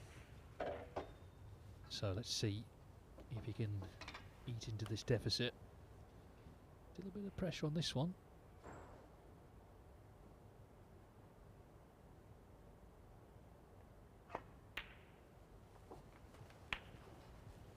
Yeah, and was unfortunate as well to catch so much of the middle pocket 7. jaw there, otherwise he'd have had the black in and back on its own spot, making it much more easier to pot these remaining 2 reds. So still work to 8. do. But he's played that pretty well. He's got a good angle now on the pink to screw back for the red along the cushion.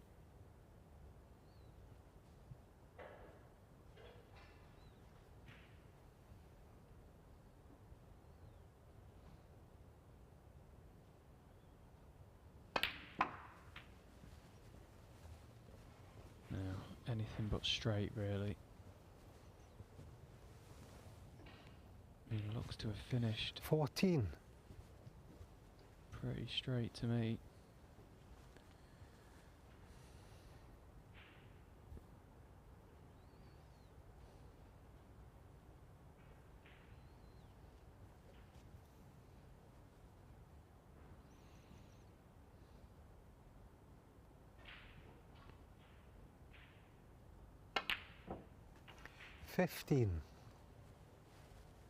They're all big shots, aren't they? That was one. This is definitely one coming up, this pink. Black ball. Well, in fact, he can get through to the black.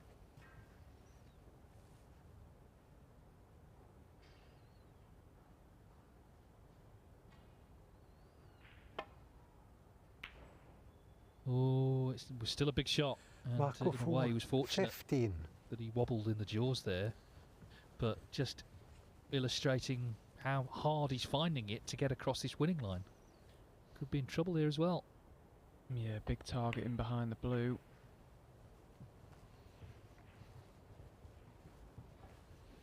It was very thin, that black, but he didn't really get close to it in the end. Caught it much too thick. And now he's in a lot of trouble.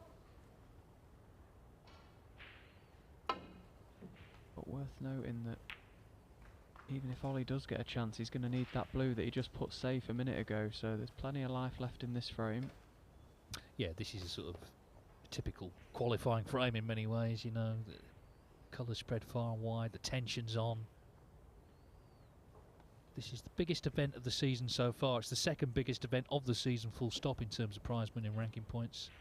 So everyone looking to do well. Oliver Lyons will not get any points if he loses this match, so it will be a setback for him. Of course, Marco Fu is trying to re-establish himself on the tour, trying to go deeper into the event, but at the moment this match in the balance, this frame in the balance, trying to just drop in behind the black here, which he's done, and he hopes he's cut off that right side cushion. And from Fu, he's coming round to have a look at it. Looks like he has done, so he's coming across the table.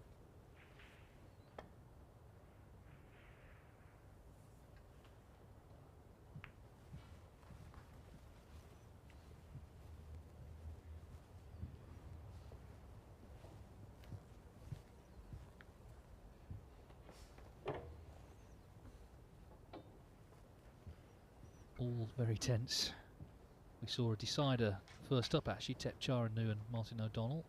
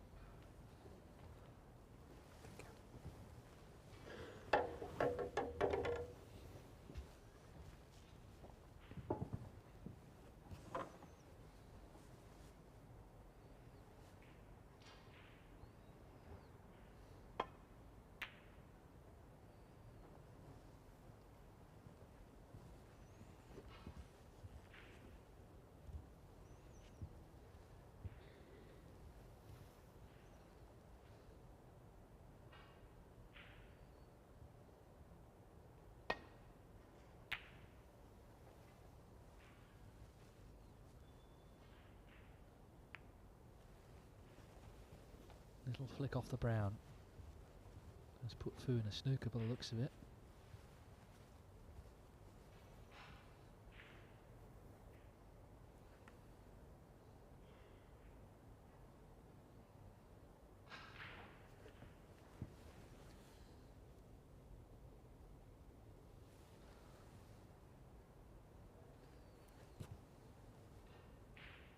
Just get through.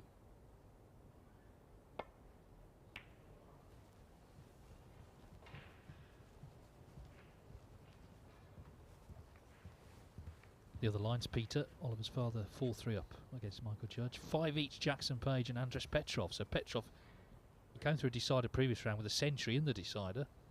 Playing another one there.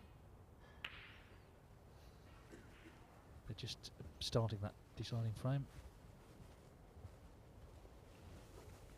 Well, he's got him here in the snooker.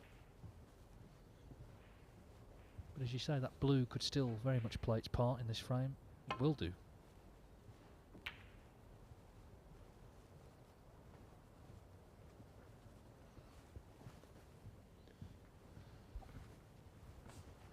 Another pretty solid hit from Marco. Not left anything easy for Ollie. Needs to make good contact with this yellow off 2 cushions.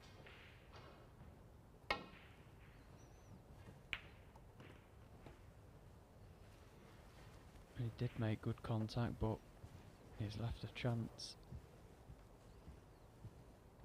Not an easy chance though, like we say, the blue is going to definitely be the decisive factor of this frame.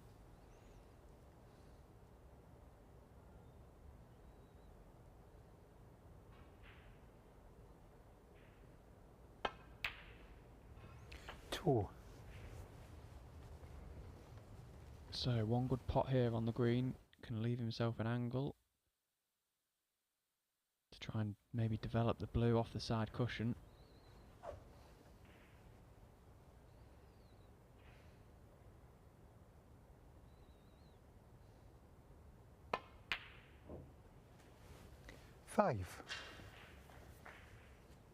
It's struggled in, but he'll take that right now. So as Stephen said, key shot coming up really.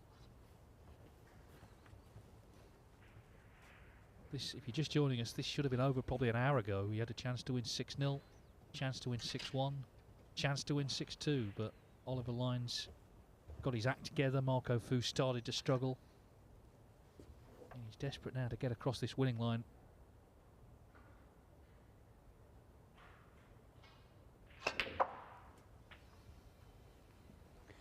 Nine.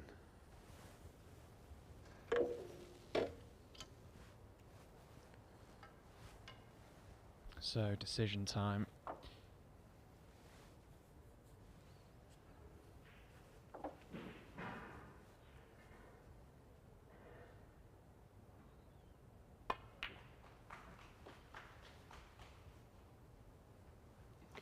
Marco 4, 9. That's not bad. I'm not sure that's exactly how he played the shot. Body language would suggest otherwise. 6 points on it on the blue. Another close finish.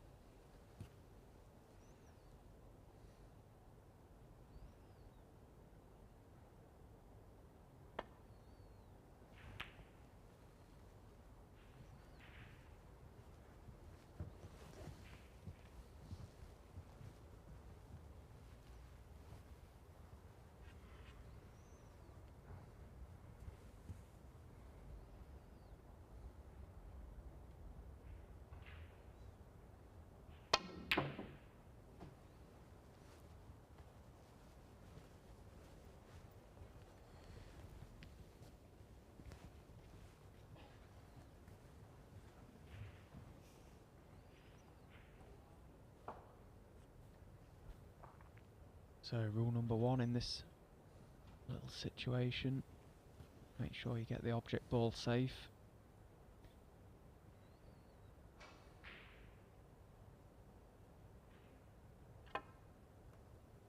Playing the side to side shot, and that must have taken a turn because there's no way Marco played to hit it that thin. So another huge moment for Oliver. Blue, pink and black needed. Yeah, to extend this match further.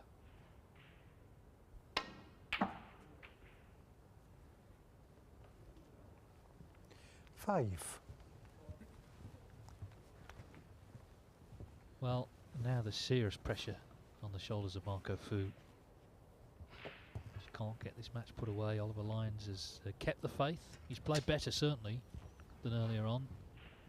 Got to put away these last 2 balls, and it's 5-4.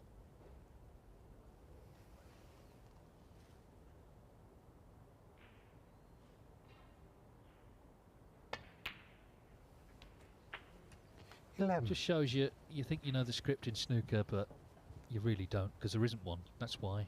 And this match now is anybody's. Yeah, he's showing some great battling qualities, Oliver. He's got the bit between his teeth now, and 18. He's absolutely right back in this game. Yeah, incredible, really, the turnaround. He was 5-0 down. It's now 5-4. And this is what the qualifiers is all about. The tension, the drama, and indeed the turnarounds. And that's what we're seeing. Marco Fu 5, Oliver Lyons 4. Not over yet. Got a question here from Snooker Pro. Who do you think benefits more from the tiered system? The top players, the lower rank players, or the audience? Well, there's a big question. We did sort of talk about this earlier. I mean, you could argue all three, actually. Top players, because they don't have to come in right from round one. They come in the last 32. But the lower rank players, therefore, avoid them early on, and they're on guaranteed prize money after the first round. There are certain players here coming into a round where they're guaranteed money that they wouldn't be normally in the last 1-to-8 format. And the audience, I guess, you could say, yeah, we tune in on Saturday, we're guaranteed to see the top 16 in the TV stages. And although a lot of the players I know are disappointed they're not going to York as of right, those players also didn't like the second arena that a lot of them ended up in, which was quite cramped and not a nice thing said about it. So you can make an argument that all three are rewarded. My personal view as a follower of snooker is I think it will upgrade the event.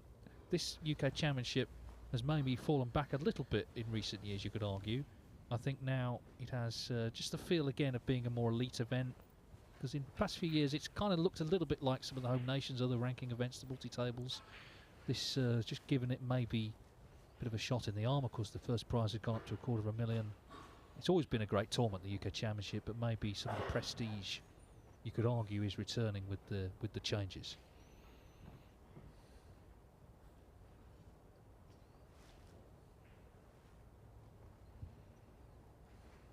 But in terms of this match, who knows? Oliver Lyons, okay, that was a close frame that he could have lost, but he's seeing Marco Fu make mistakes, start to struggle, and he must now feel, and he'd be right to feel, that he can win this match. He's got to win the last two. I guess the question is if he levels up at 5 each, it's always the interest, isn't it? Then how does he feel? Because suddenly it's his first chance to actually win. But first of all, he's got to take us there, 5-4. He trails, but he was 5-0 down.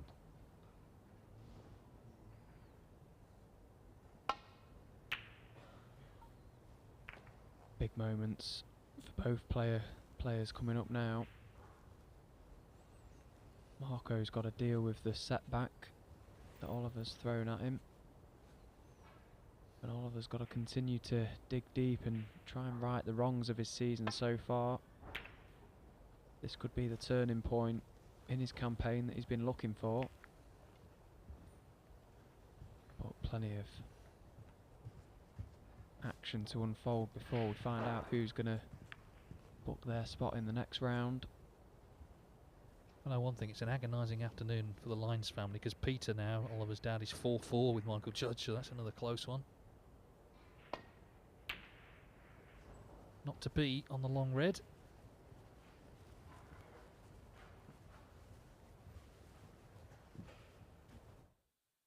May just cut in the middle as well. Thing is, this pressure growing on Lyons now, it's got closer, because earlier on didn't really look likely to win, but now he's got a great chance actually.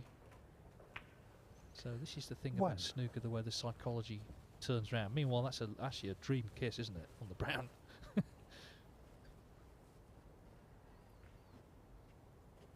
Yeah, it looked to possibly have gone wrong as the cue ball was heading towards the brown, but finished pretty good, and there is a red at the bottom of the pack that will pot. He's chosen to go into them. Well, he didn't hit them direct. Little flick off the black, and that's absolutely perfect. Well, if the brown was a dream kiss, the black was otherworldly. What happened there? He's flicked off the black into the pack, landed plumb on a red. There's reds in the open, and you wouldn't put it past Marco Fu, despite everything that's happened in the last hour, to now win the match in one visit with a big break. Yeah, he's had two phenomenal flicks there. So let's see how he's feeling. Little smile from Ollie in the background. the most frustrating part of this game. There's absolutely nothing you can do when you're not at the table. 13.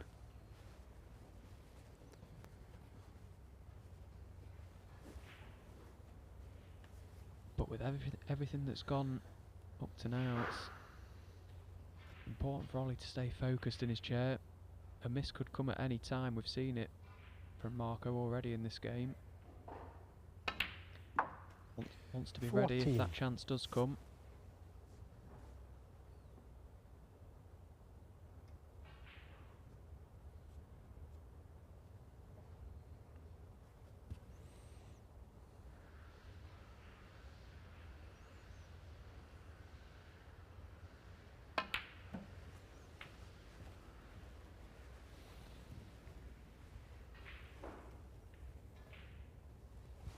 $21.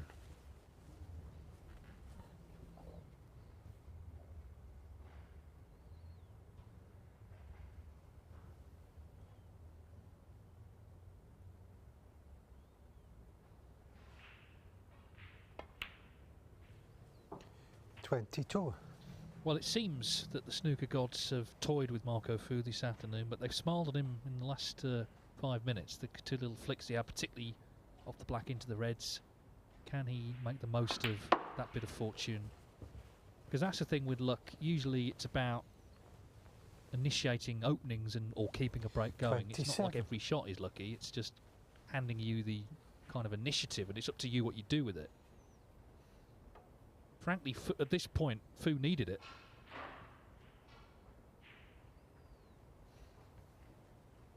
But he did try and make things happen. He tried to get into the reds. It just didn't quite pan out as he had planned it. But he certainly couldn't accuse him of being 28. defensive. He played the attacking shot.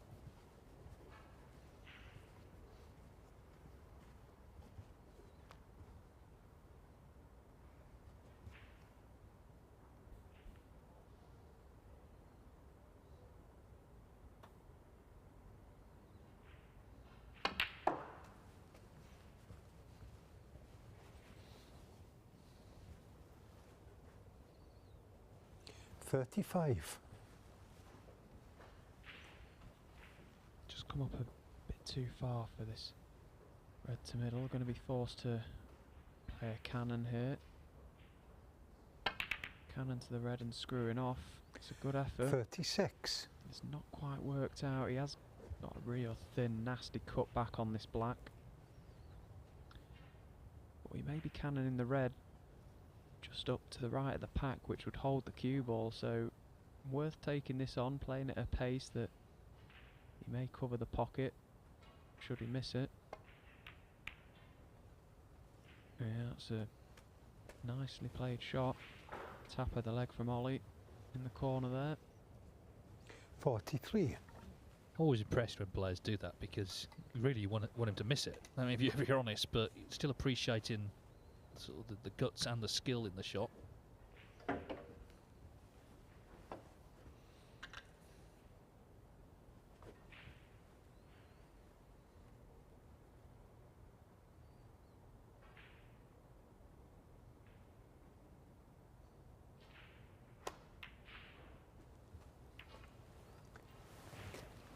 $44. Again, another nice little flick, just moving that pink away from its spot. Opens up another red to left corner, so blue to the corner, followed by red to middle. And then another red that's in open play.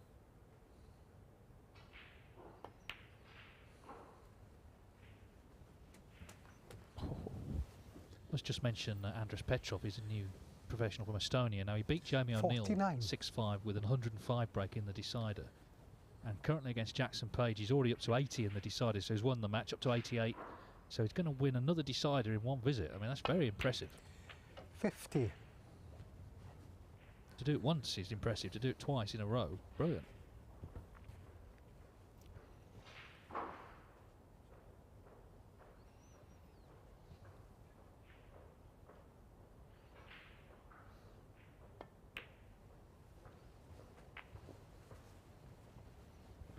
Marco Fu scored heavily early on. He had breaks of 60, 129, 94, 55 before the wheels slightly fell off.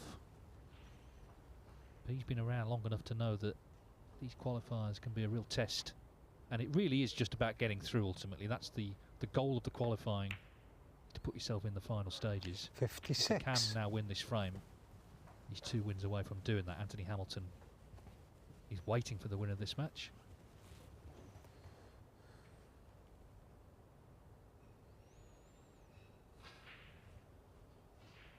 There we see another loose red and a possible plant as well, so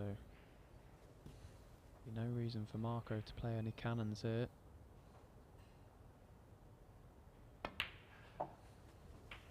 Lead goes to 63. Red and black. 63. Puts him over the line bar in snookers.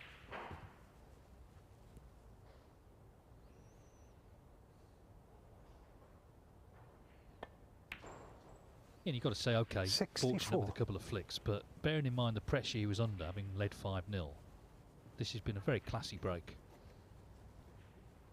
This black effectively for victory for Marco Fu.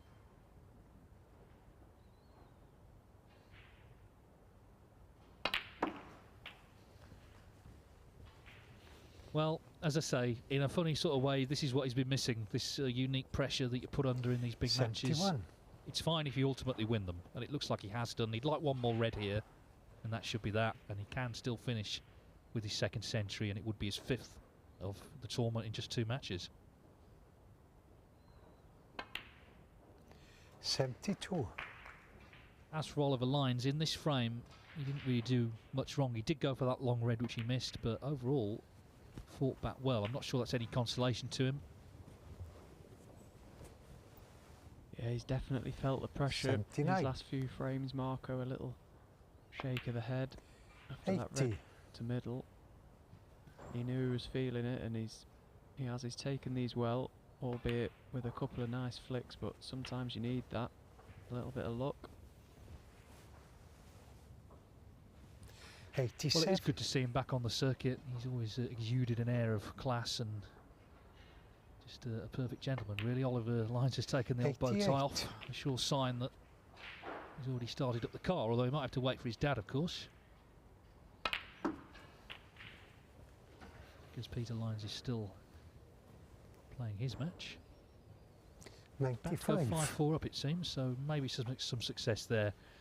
But Marco Fu has ended on a high. An eventful afternoon 96. for him. Led 5-0. Was pegged back to 5-4, but this black to end with his 2nd century. He'll be relieved. He didn't want a decider, but I think what's encouraging is he didn't fall over the line in the end. He did make a match-winning break in 1 visit, and it sets him up for the next round. The red stays out, but 103 from Marco Fu. So he's been put through his paces this afternoon. He looks certain to win really comfortably at one point. Oliver Lyons, credit to him for the way he fought back. But it's Marco Fu who will play Anthony Hamilton in the next round. Marco Fu beats Oliver Lyons 6-4.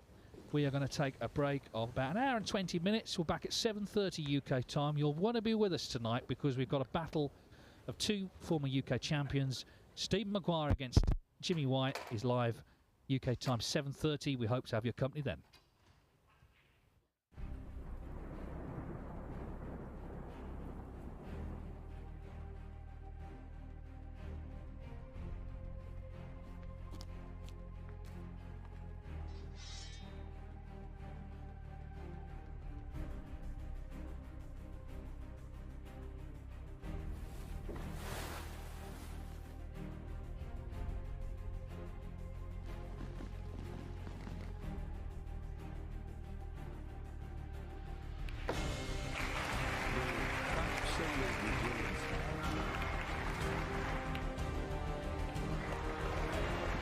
Golden Dagen. Wear a neck, heavy el through that. Heavy el through that. The Etty Ulfric.